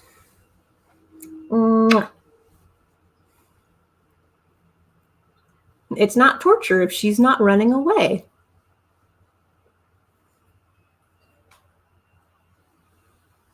Boop, boop, boop. Yep, 'tis the kitty break hour.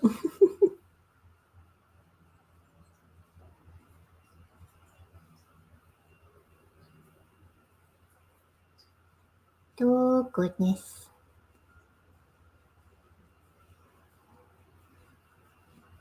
All right, baby, I'm going to set you down. Mm-hmm.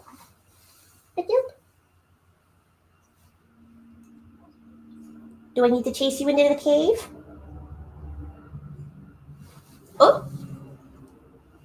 running into the cave.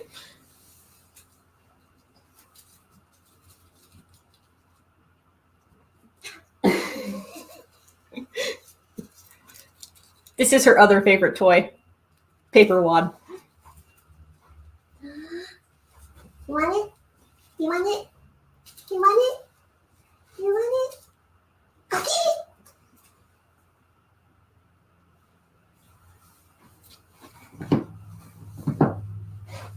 Oof. Okay.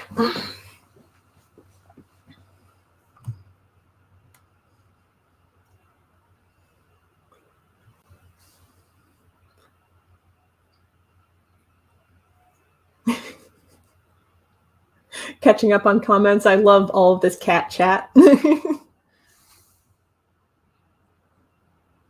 That's what I thought. Well, hello, Kristen. Good to see you in the chat.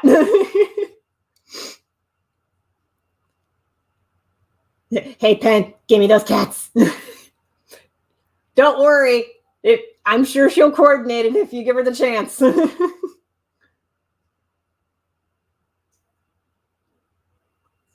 Oh, one of your cats is 7 years old. I was just talking about how Bree is 16. 7 years old is how old Boo Boo is. Wait, no, Boo Boo just turned 10. And of course, Alex is freaking out. She's like, my cat is so old. And I'm like, and what is Bree?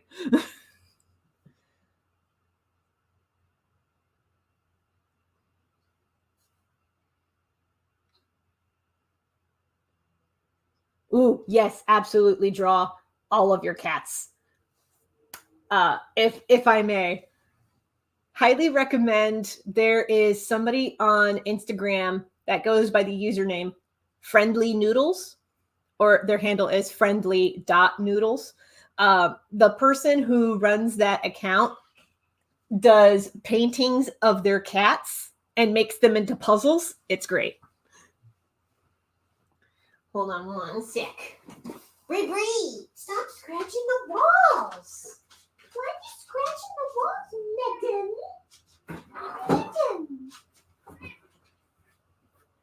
Oh. You keep scratching the walls and you don't need to do that. Goodness.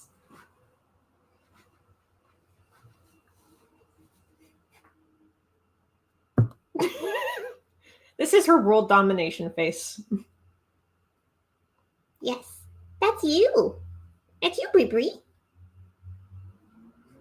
Absolutely unamused.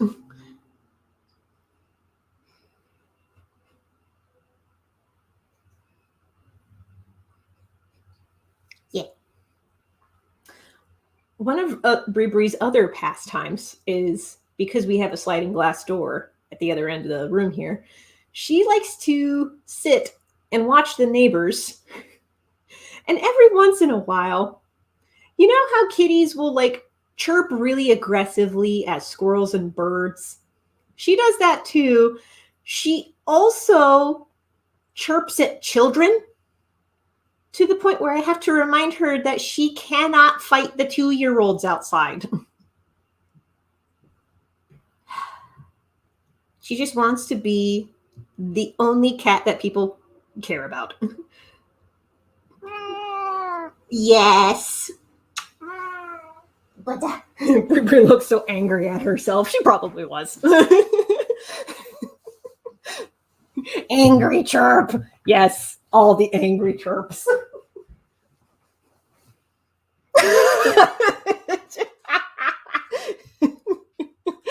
I'd fight the 2-year-olds outside.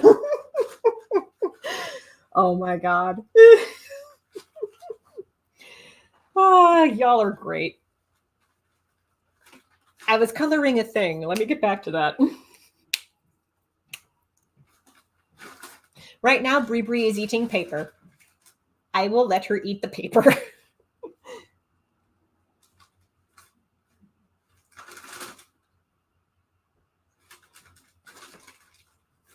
Whenever we get packages from like DeviantArt, not DeviantArt, Amazon, or any place that uses paper wrappings, Alex and I will pull the paper wrappings out and we'll just leave the paper out on the floor because we know that Brie will play with it.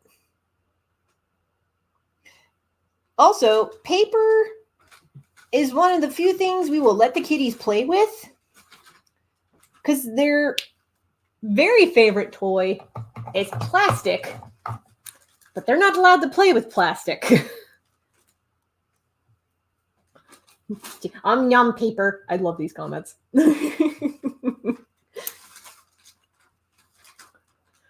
Yeah, this also, okay, Brie also did this. My old cat freaking cornered a dog once. So we had a puppy when my younger sibling and I were briefly under the same roof.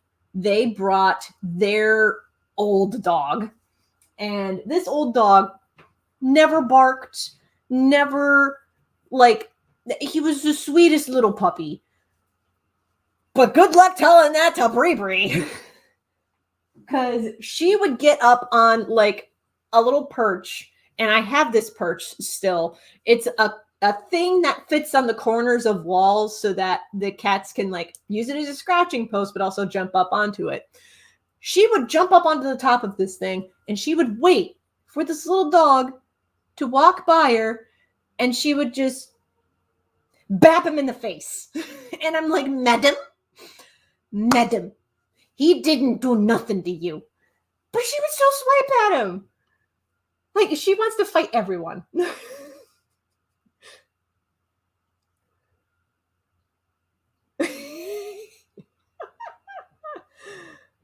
Oh my god, yes, I love these comments. Thou shalt fear my name, the name Skittles. Yes, rappers. Boots and cats and boots and cats and boots and cats and boots and cats and boots and cats. Yep. This is such a great stream. Thank y'all for making it so awesome.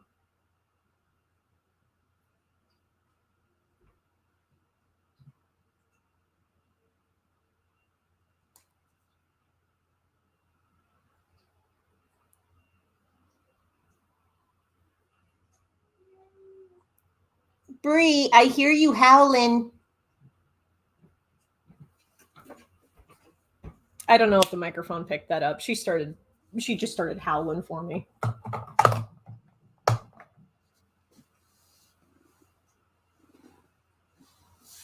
Where'd you go?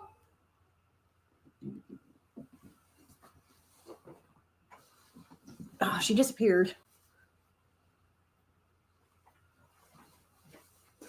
Madam? Where'd you go? Where'd you go? Brie. There you are. I got you. You know, she didn't want to be caught.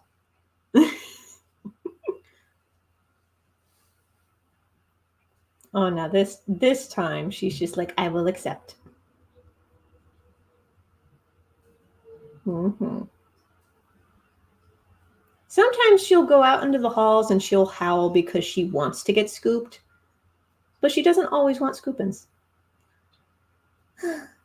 Goodness. What am I going to do with you? I should build you a papoose. A little kitty papoose.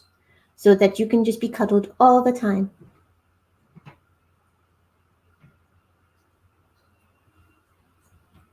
Mm-hmm.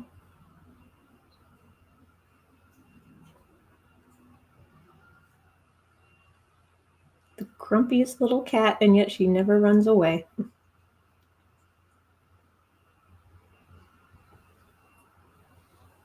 Okay. Here. Lap cat. Sometimes she just wants in a lap.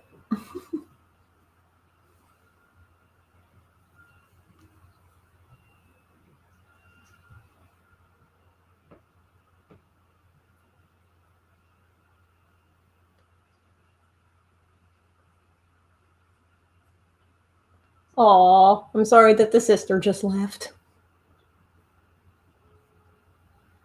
I love seeing these comments. I love seeing an active chat. This is great.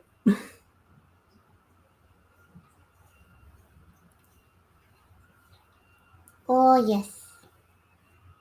Oh, this was what Bri wanted. She just wanted pets while the entire internet got to see. She wants the world to know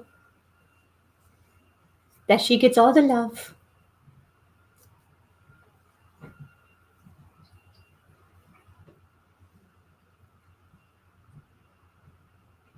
Yuppity yup. Are you going to settle?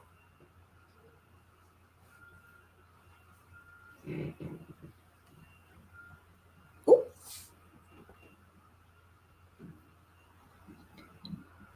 Are you going to settle, Bubby?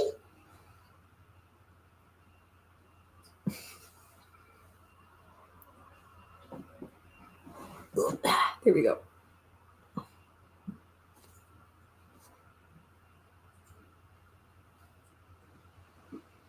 Okay, I'm going to scoot back a little bit.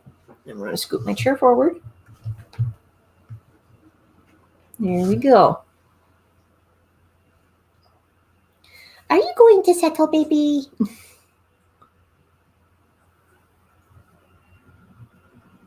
Okay, eventually Bri will settle. In the meantime, I'm going to get back to coloring.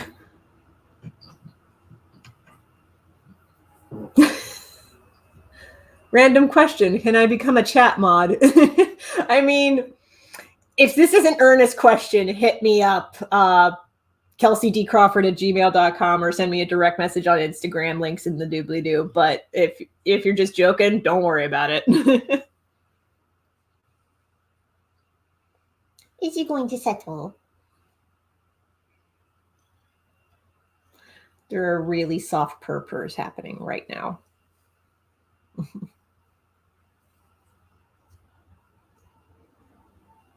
Bri has always had the softest purrs. Like, she's never purred like a motor engine or anything. She's only ever purred like little quiet little chuffs. It's very cute.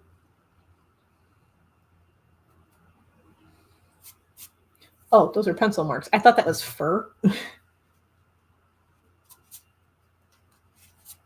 Okay. I do remember his hair was a warm gray 90%.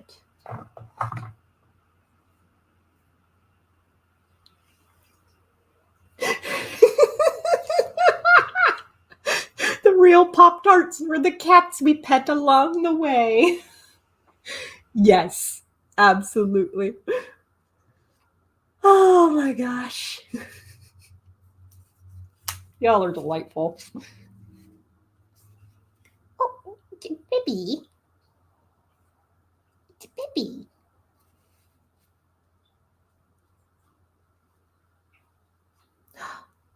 Your purrs are getting louder.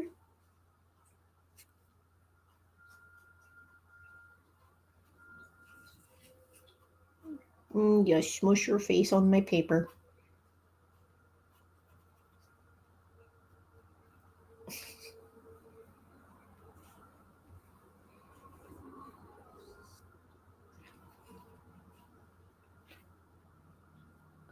Oh, just catching up on comments. Y'all are great.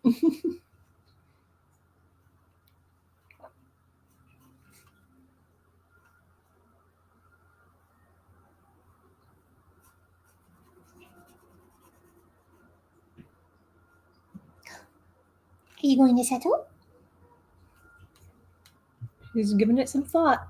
Oh, there she goes. Maybe. She is starting the process of loafing. Okay, there you go.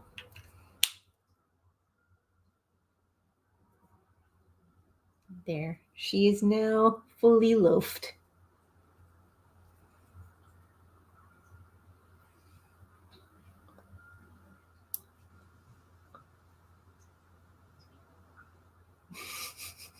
Wait, am I a mod? You can be if you want to be. Oh, that looks like y'all are hijacking another live stream. Not going to complain. Cat loaf, yes. I would need the cat loaf, but I don't think that's necessary. Loaf, loaf, loaf.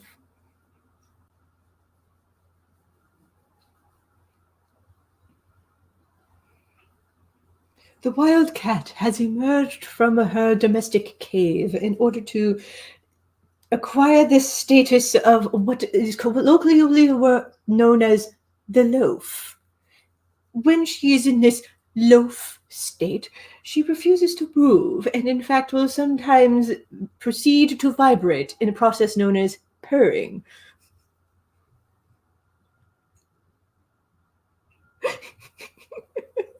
Kelsey, give loaf. No, get your own loaf. This is my loaf. If you were here, I would let you pet the loaf, but garlic cat loaf or West cat loaf. Yes, this sounds like a National Geographic documentary. Yes, the domestic gray cat, known as Brie, has acquired the state of loaf.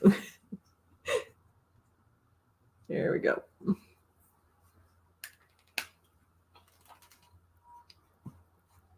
Oh, yes, I know. I feel the tail flickers.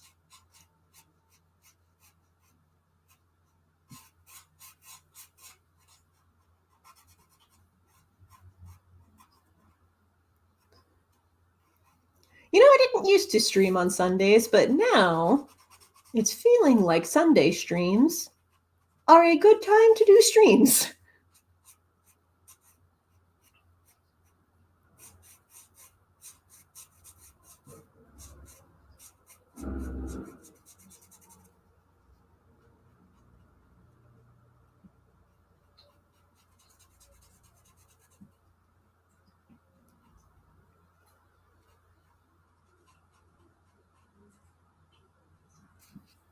Okay. I do not remember what Acrodon's eye color is. I'm going to color everything else until I get to that point. Ooh, okay. I'm struggling to figure out details on my dragon. Do you guys think a cracked look would be cool? Cracked glass. Challenge accepted. Oh, absolutely. I would encourage y'all to draw along with me. I would love if we all just had like a little art party going on right now. Oh, Pop-Tart update. We are now on Pop-Tart number 2 with this slab of chocolate. Unfortunately, it looks like the fracture line has created an island, which we are now going to devour. Ow.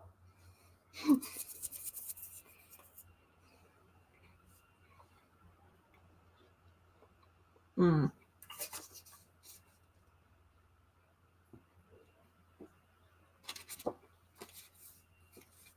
I'm looking at my color cheat sheet, thinking of a color that I want to make a shirt. Shirt and pants and shirt and pants and shirt and pants.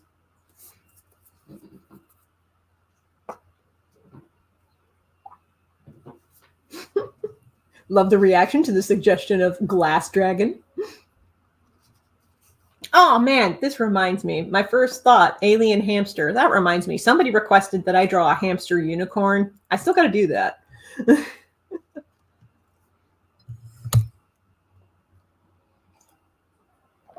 Oh my god.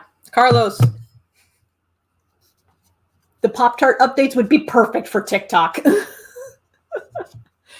Oh my god. Why didn't I think of that? This is why I keep you around, Carlos. You're the idea guy. Okay, let me color the box next. Yeah, you go grab your sketchbook popcorn. Oh my gosh, yes.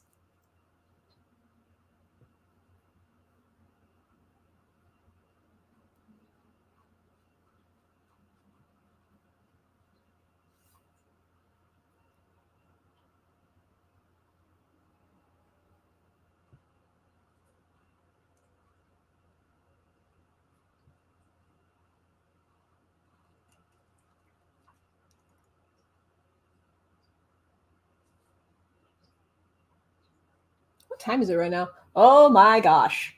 It is 4:18. Holy crap, we've been streaming for a little while. I think I'm going to wrap this up around 4:30. So in another 10 minutes, we'll wrap this up. I try to keep these streams to like 2 hours-ish in length because I don't want to take up your entire day. But I also know that y'all are getting your sketchbooks and you're having a little like drawing party, and I'm not going to interrupt that right now. If you want me to keep streaming, just shout it out in the comments because I can. We can keep the drawing party going. Oh, there she goes.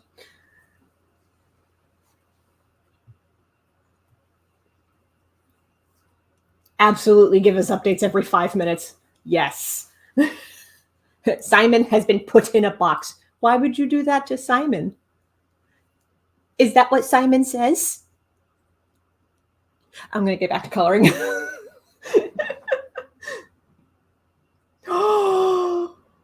Oh my God, I want your mom's chocolate chip cookies. Oh, chocolate chip cookies sound really good right now.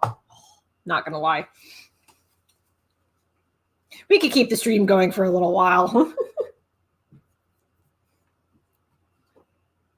Checking my color cheat sheet for what color I want to work with next. You know what? Let's give him some like red violet pants. Why not? Oh, before I color this in though, I'm going to take white gel pen because I need to correct a line.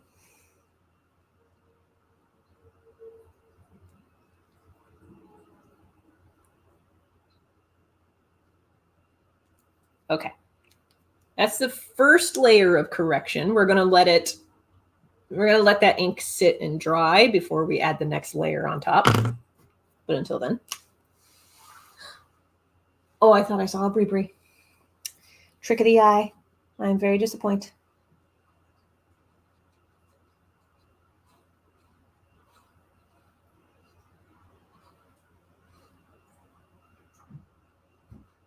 I love that we're all having an art party. This is the best.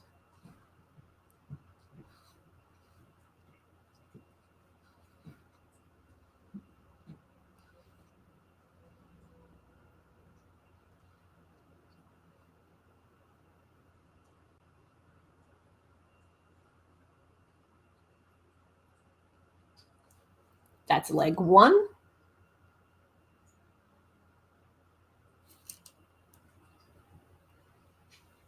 Oh, I heard Brie scratching the walls. Brie?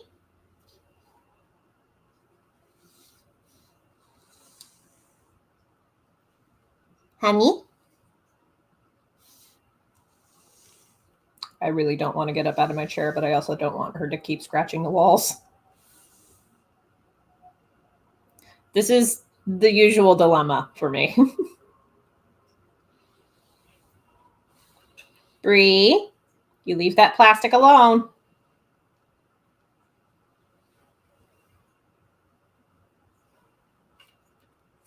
Okay, there's the pants. Oh my gosh. It's starting to get to where it's getting really hard for me to keep up with chat because I keep looking away.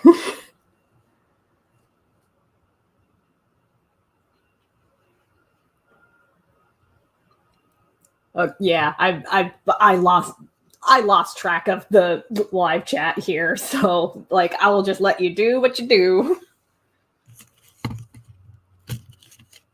Oh, Pop-Tart update number 2. We have now broken off the entire top half. Top 1/3 of this Pop-Tart in order to acquire the taste of this next corner. We are going to indulge in this 2 bites. Ow.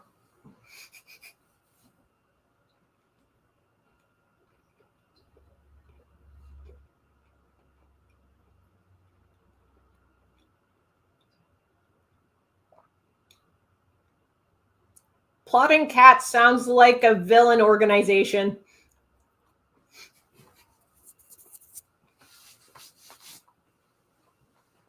Mm-hmm.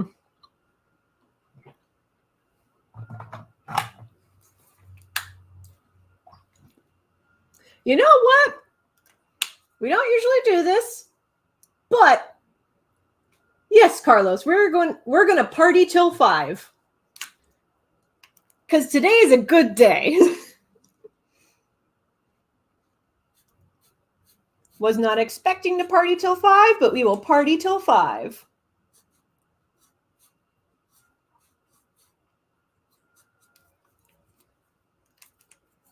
This will be fun on the replay.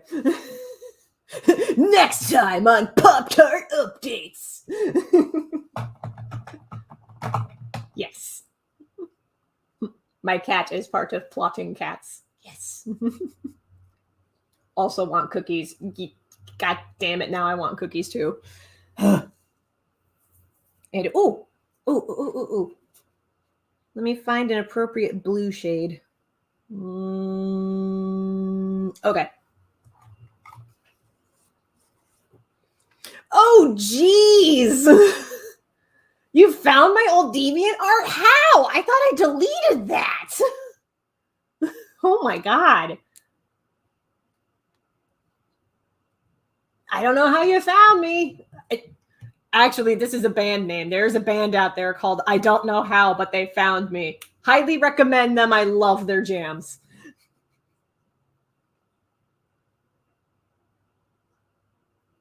Okay, now I'm concerned.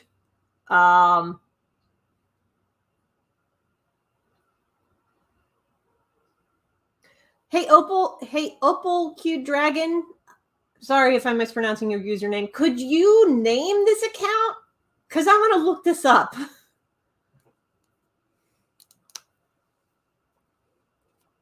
Because I need to know if this is like an old account that I haven't updated in a while, or if it's somebody impersonating me.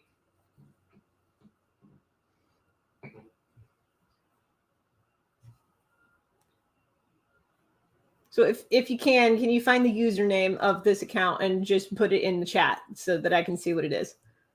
It's just Kelsey D. Okay. That sounds like me, but I'm going to double check.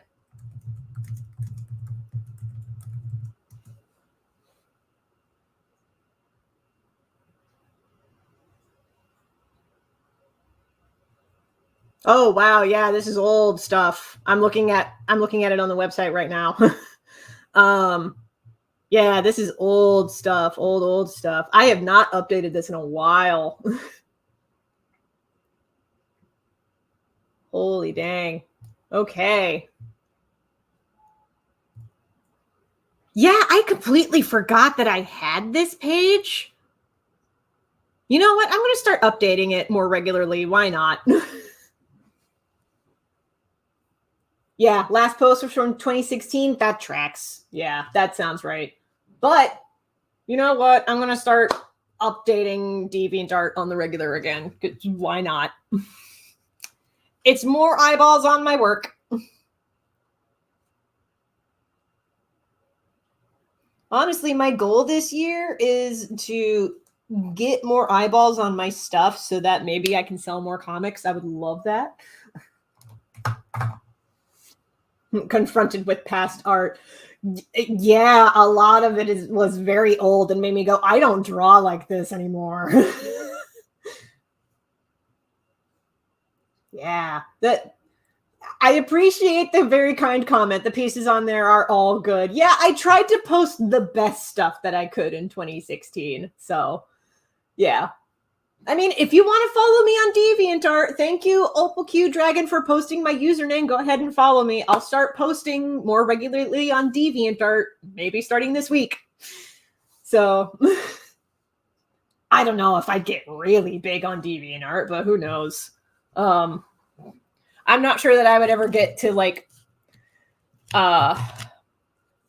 creator of Sunstone levels of popular, but we'll see.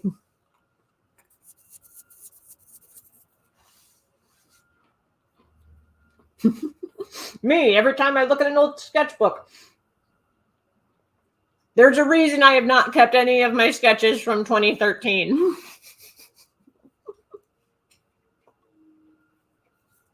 Though realistically, I might have some sketches from like 2012, 2013 I might do like a side-by-side comparison of like, this is my art from 2012. This is 10 years later. Just to see how I've improved.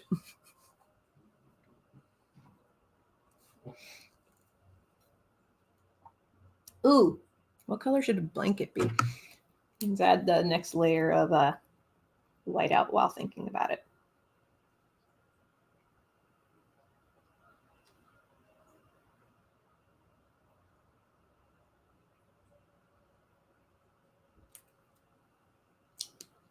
Okay. Let's go with a green blanket. Pop-Tart updates Z. I'm sorry, you're going to have to wait a week. I'm just kidding. We're going to get into the next episode now. On this next episode of Pop-Tart Updates Z, we are now breaking off the side of this Pop-Tart. We have now completely eliminated 3 of the 4 corners. The center and one edge still remains. This almost looks like the state of Pennsylvania. Oh.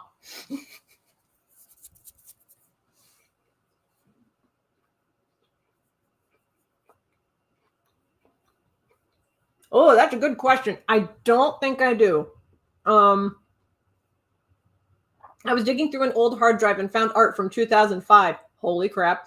Do you have anything that old or older? I don't think so. I'm sorry, I have to highlight this. Consume Pennsylvania. Yes. I think the oldest art that I have on my hard drive right now is from 2012. Maybe. I don't know, but I'd have to look. If I find anything older than 2012, in solidarity, I will post it on Instagram or my blog. Links will be on the screen and in the description. Just the idea of it hurts. Is this mug still warm? Oh my god, my tea is still hot. Mug warmer platform. I love this thing. This was the best Christmas present I ever got. Thank you, Kristen. That was the thread of the tea. Oh my god. Not uploaded since 2016. Oh no. There's an ant on my arm for some reason. Brush that off. Just do a little like flick.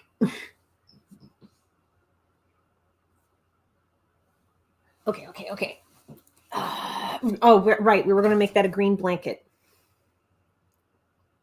Let's do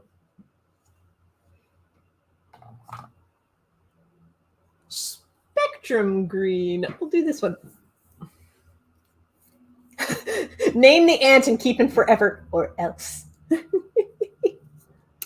Yes.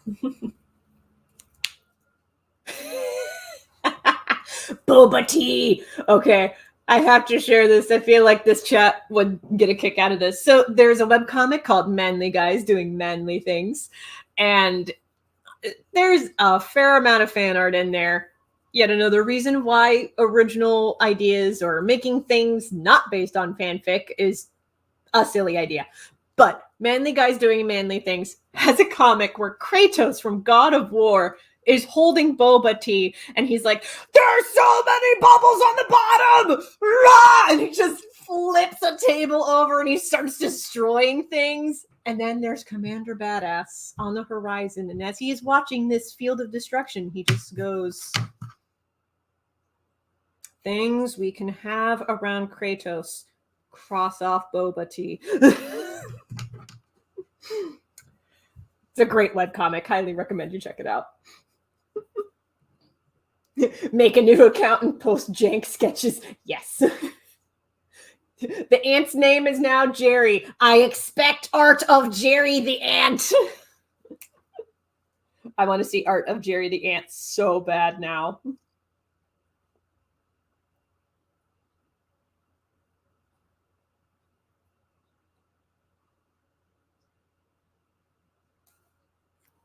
simple greens. And now we're going to do some happy little gold to paint these happy little jar lids.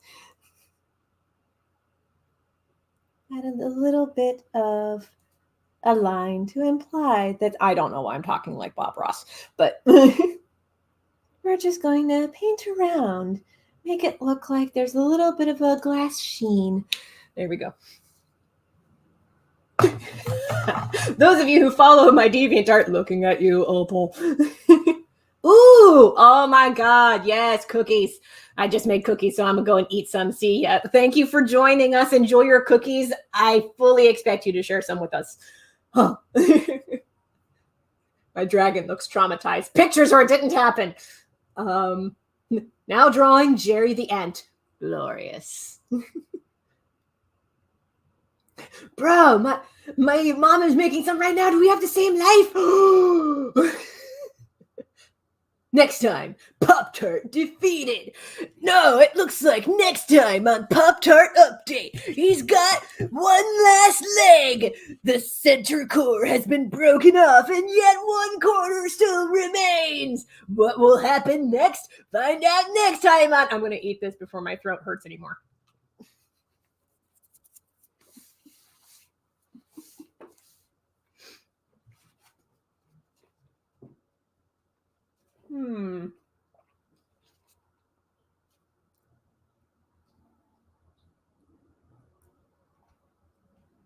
Okay, I'm going to start with a yellow base for this shirt. Yes, we're gonna make this. We're gonna make this as much of a tacky Hawaiian shirt as we can muster using only markers. Here we go. Challenge accepted. We're going to start with a yellow base.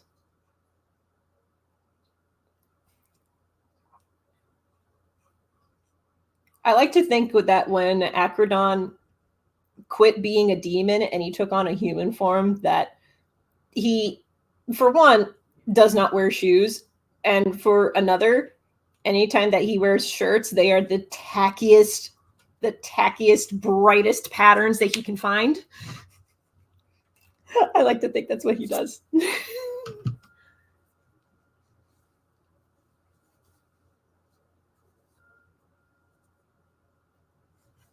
Oh my gosh, all of these like game theories and talk of Freddy Fazbear, my lord. God, I remember my days of being involved in the Five Nights at Freddy's fandom. I actually did a piece of art of Springtrap. I was really pleased with how the lighting on that turned out, actually. Heck, I might post that on DeviantArt if that's not up on DeviantArt yet.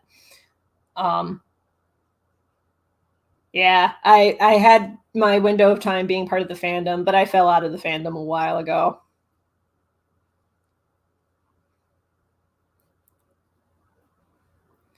I know enough to know some of the characters, and I know that the series is still going, which I'm like, you know what? Kudos.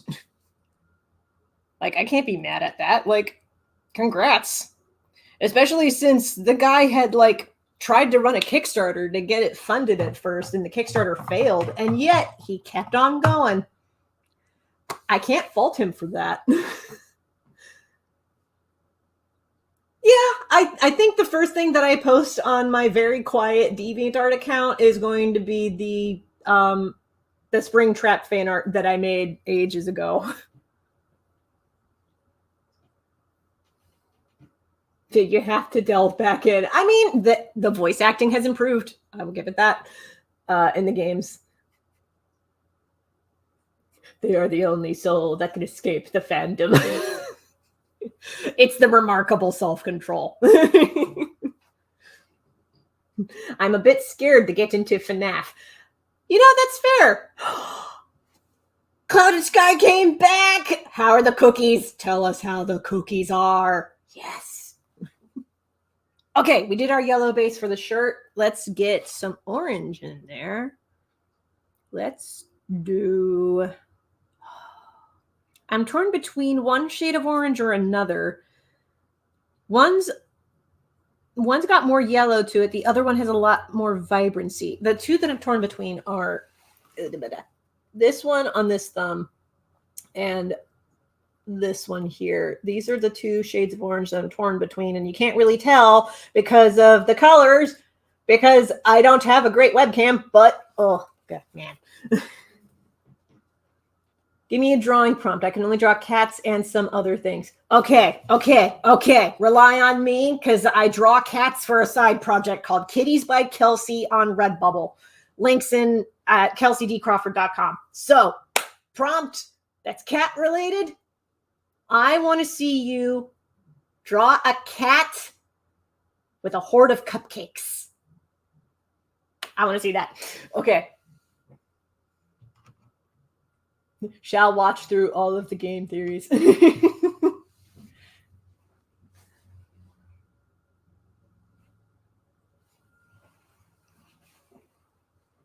Okay. You know what? Oh, gosh, excuse me. I'm going to take this cadmium orange shade of orange for this shirt.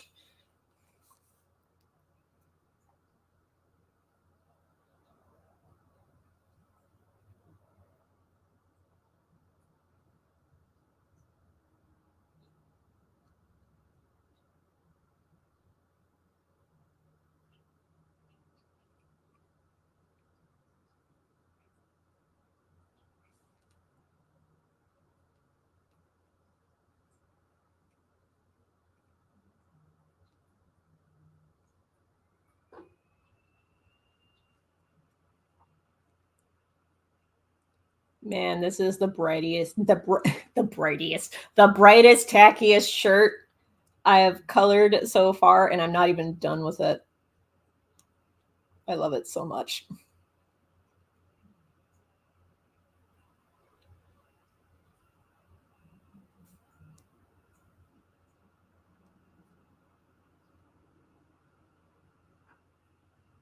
I low-key want to learn how to sew button-up t-shirts because I already know how to knit sweaters. I've already knitted, like, because I am a grumpy old man at heart, I've already knit like 2 sweaters at this point, and I'm working on a sweater vest.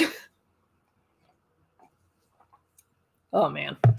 But yeah, I want to learn how to make button-up shirts out of like really tacky patterns because I want more tacky shirts. Catching up on comments real quick. Sally face. I feel like I know Sally face. I feel like I heard that before, but I don't know what that is.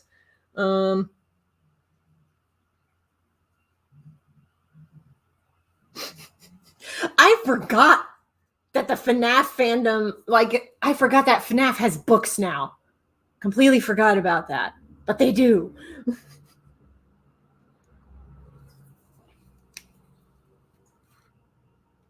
So thank you for reminding me of that factoid.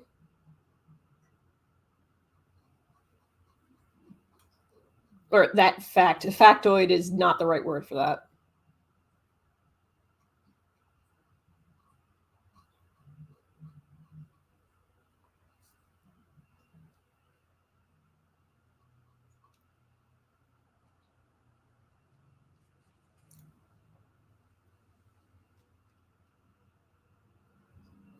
Oh, I think my little lamp is turning itself off. There we go.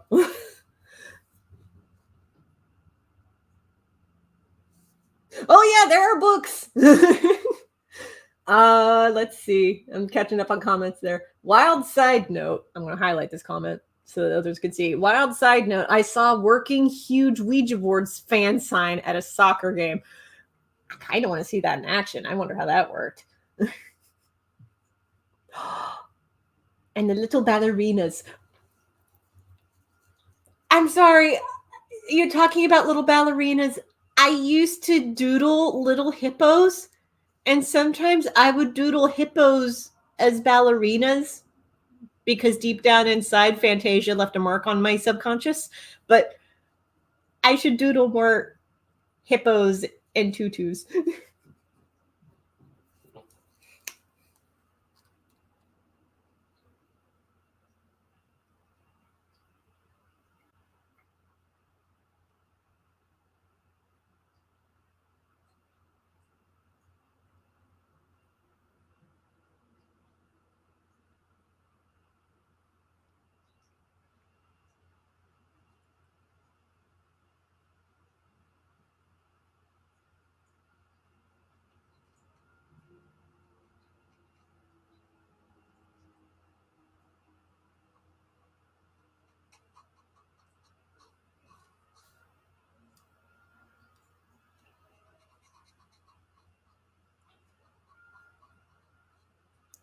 Sorry, I felt really quiet because I'm hyper focusing right now.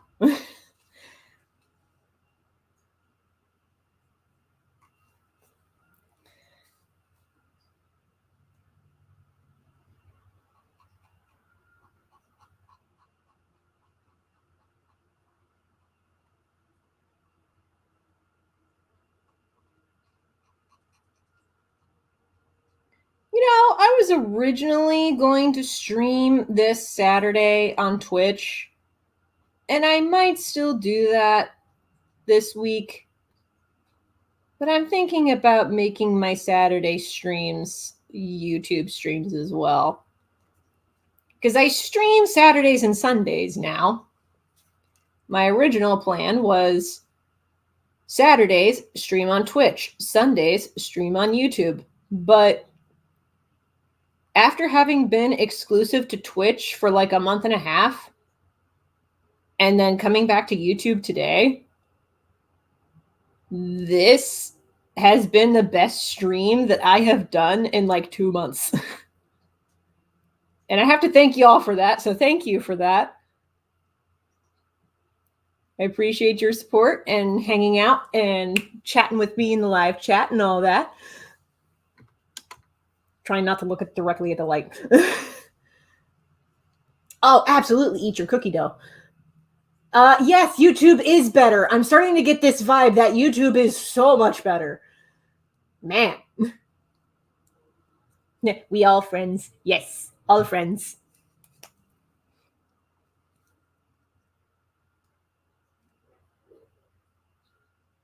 There's definitely a more welcoming atmosphere on YouTube, I'll say that, because Twitch has been awful quiet.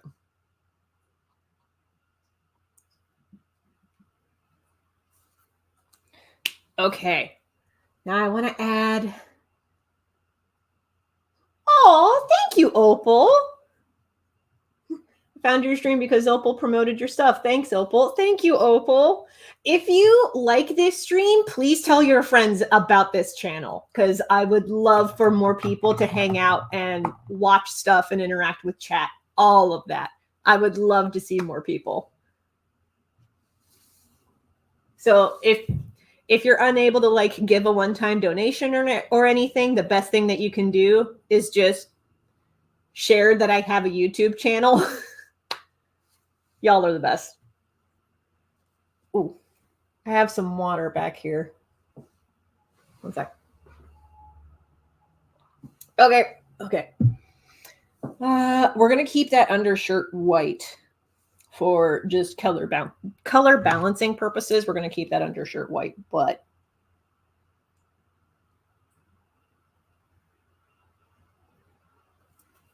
okay. I'll put that white gel pen back. And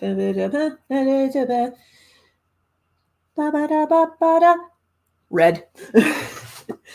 I was debating what color to pull next. I'm gonna pull red. Yeah. Specifically, a crimson shade. I'm gonna work with the crimson.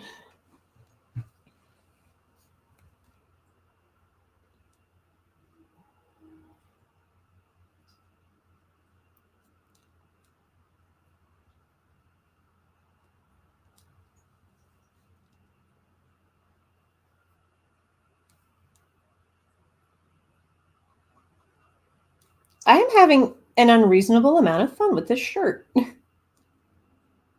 It's just great to come up with these weird little designs.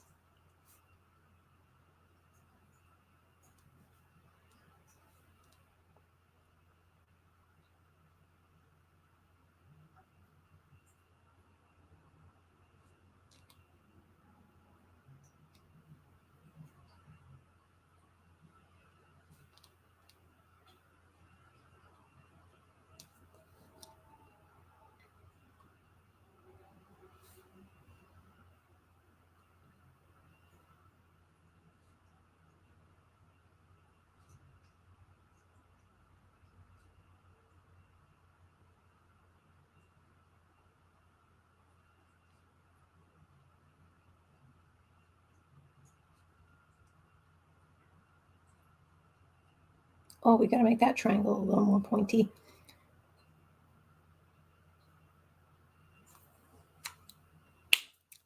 moment you realize you're coloring this character's shirt the same color you would make pizza.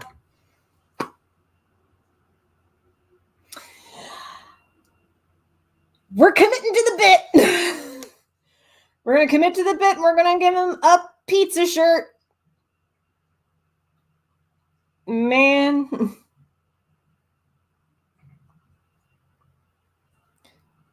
I mean, there are worse things to have in mind other than pizza.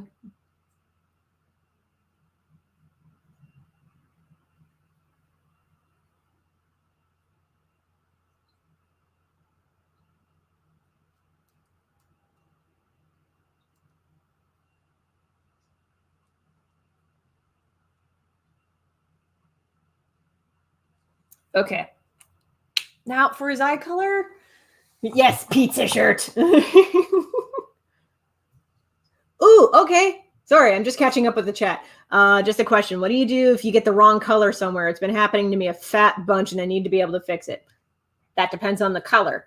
So if you're working with a light color and you want to put a dark color over top of it, check to make sure that they're within, like that they're neighbors of each other on the color wheel. By that, I mean, it helps if you have something like this. This is a color wheel. This is the best tool I've ever spent money on. It comes in two sides. This is the tint side. This is straight color plus white. The other side is shades. This is, oh my gosh, stop falling asleep, Light. This is pure color plus its complement to add shades to it. So again, this has been one of the best things I've spent money on. So if, say, you're like, oh, dang, I picked a color blue, as I point at purple, but let's say you're like, oh no, I worked in a shade of blue, but I really wanted it to be green. As I point at, like, God, I did this flipped camera thing. But like, oh no, I worked in blue, but I need it to be green. If the replacement color that you want is darker than the original color, just go over top of it. If it's lighter, sorry. The best thing that I can tell you is try to figure out your color combinations on a test piece of paper before committing to the final art. That's the best that I can tell you.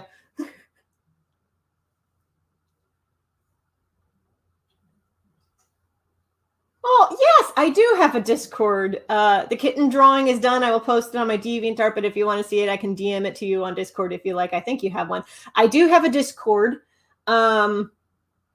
I mean, I have a Discord server, but I try to keep it only to people who give on Ko-fi or on my subscribe page that I built at kelseydcrawford.com, mostly because I'm trying to keep out as much spam and unwanted things as possible. And also, I don't want to overload myself because this is the only Discord server that I run. But you can DM me. You are absolutely allowed to DM me. Let me get my handle because I don't remember what it is right now.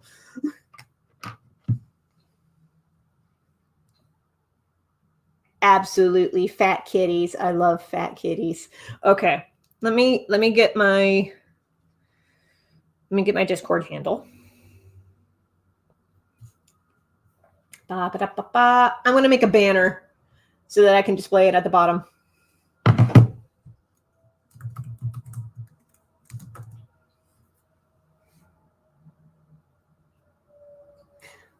One moment, please, while I get this technical gobbledygook all situated. Okay.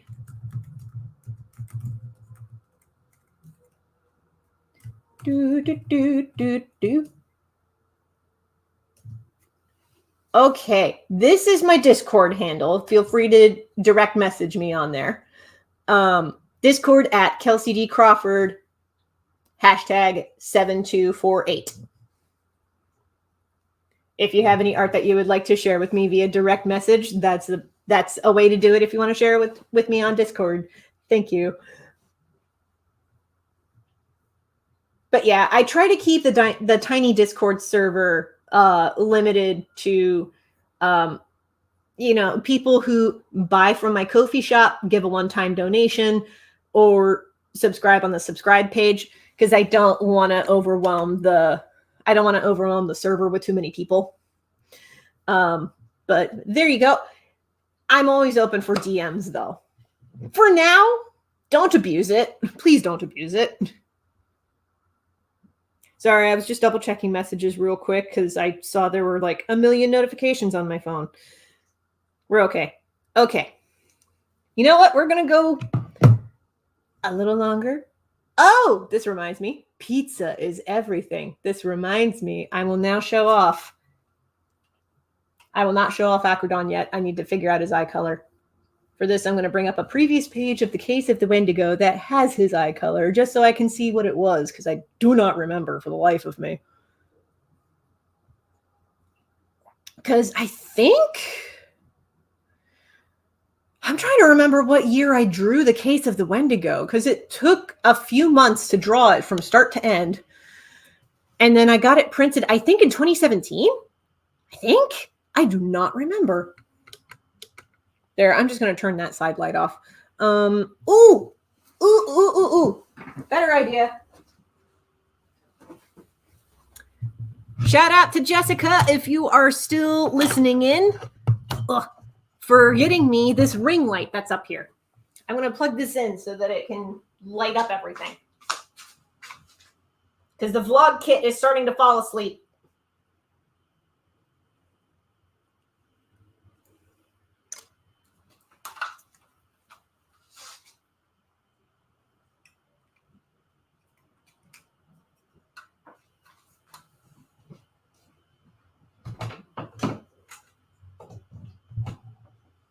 There we go.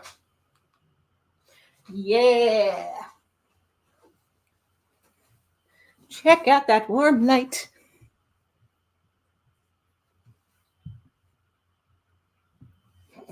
Don't want to betray where the ring light is exactly. Okay. Eye color. That's what I was going to look up. This is past published comics. Case of the Wendigo. Finished pages. I'm not bringing this up on the stream just because. Oh, they're like a dark brown, almost red. I did not realize that. Oh, whoops. I hit the wrong button there. Yeah, that's like a dark red. Huh. I didn't think I made them dark red, but I guess they are.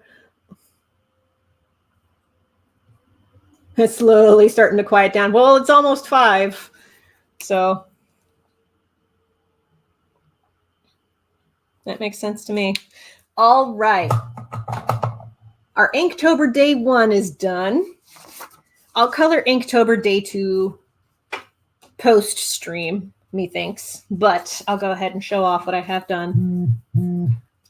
Look at this handsome lad and his pizza shirt. I love it so much. This is Dawn. Or Acrodon. I love his pizza shirt. It's great. Utterly delightful. All right, since it is 4:57, I'll go ahead and start. Oh, thank you for the, yes, Epic Poggers Man. He looks amazing. Thank you so much. I appreciate it. I'll go ahead and get into, oh gosh. I have had this color wheel for a while, and some of the prongs are starting to, eat it, unfortunately. So I'm going to have to fix this or get a replacement one. Okay. Oh, all right. We'll go ahead and wrap it up here because it has been like 3 hours. Holy banana pants. This is a wildest stream. So thank you all so much for watching. Oh my gosh. This has been one of the best streams that I've had for a while. And that is because of all of y'all who are in the chat and all of y'all who are watching right now. If you would like to check out my webcomics, this includes The Legend of Jamie Roberts, which is about a pirate and their two best friends treasure hunting in a land full of dragons. Check out the links in the doobly-doo. I will also go ahead and highlight kelseydcrawford.com. If you go there and you click on My Comics, then I think it's part of a drop-down menu to get to My Comics. It'll show you all of the other webcomics that I have done that are wrapped up, or the ones that are currently being worked on. This includes stuff like Johnson and Sir, Charlie and Clow, The Case of the Wendigo, which is where Don the Pizza Shirt Man first appears. If you'd like to check that out, just go to kelseydcrawford.com. Also, there's a link for The Case of the Wendigo. If you go to thelegendofjamieroberts.com, some of my other webcomics are linked in the sidebar of that website. Go ahead and check it out there. Gonna check the comments here. Legend of Jamie Roberts, y'all read it. Yes, please, please do. It needs more readers. I'll absolutely have a cookie once you're done. Oh, now would be a good time to let you know my streaming schedule, because I do not stream every day. Right now, I only stream on the weekends. So Saturdays, I stream. One sec, I'm going to change the banner, because kelseydcrawford.com has my streaming schedule posted once a week. So right now, I only stream on Twitch on Saturdays and Sundays on YouTube. Both of those days, I stream at 2 p.m. But since today was really successful, I'm thinking about revisiting the schedule again, especially since YouTube has been really, really good and Twitch has been really, really quiet. So I'm thinking about changing it up again. For now, Twitch on Saturdays, YouTube on Sundays.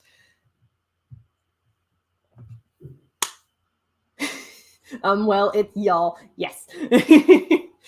Oh my gosh. Y'all are great in the comments. Okay.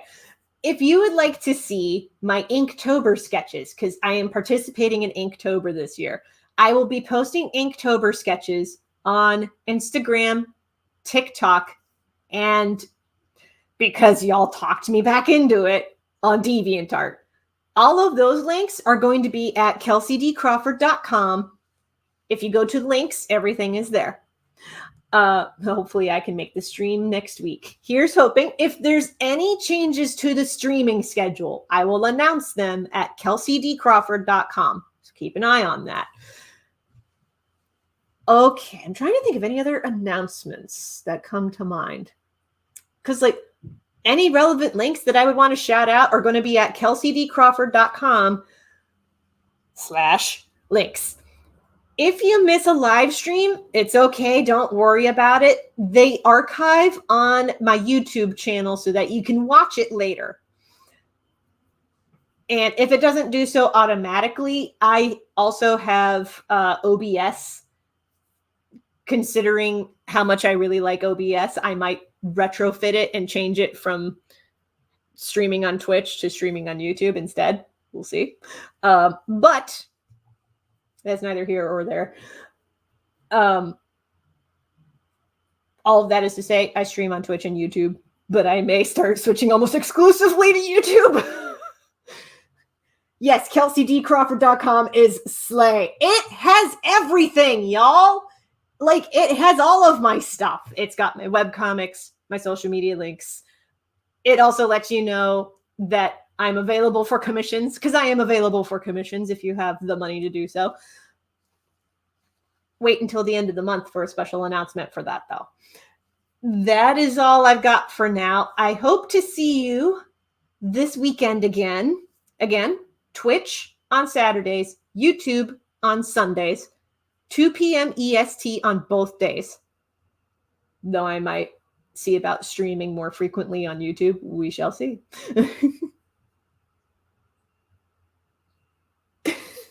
Oh, YouTube. Commissions I want to get. Go to kelseydcrawford.com. click on Ko-fi, and that'll have more information for you. There you go.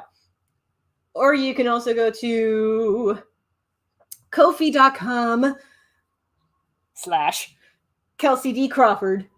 More info for commissions are there. Also love pizza shirt. Very soon I will make a pizza shirt. Yes. All hail the pizza shirt. Yes. Oh, I almost forgot. We cannot miss this before the end of the stream. In our final episode of Pop-Tart Update Z. Yes. We are now down to our final edge. Will Kelsey be able to finish this in 2 bows? Go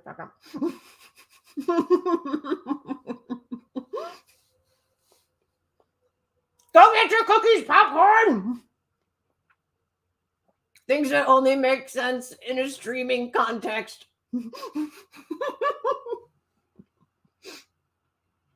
Dude, give me a cookie and I might consider it.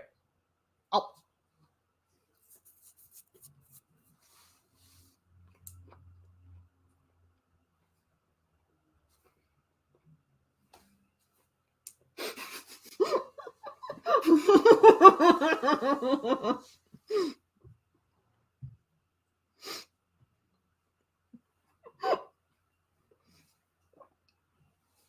Yes.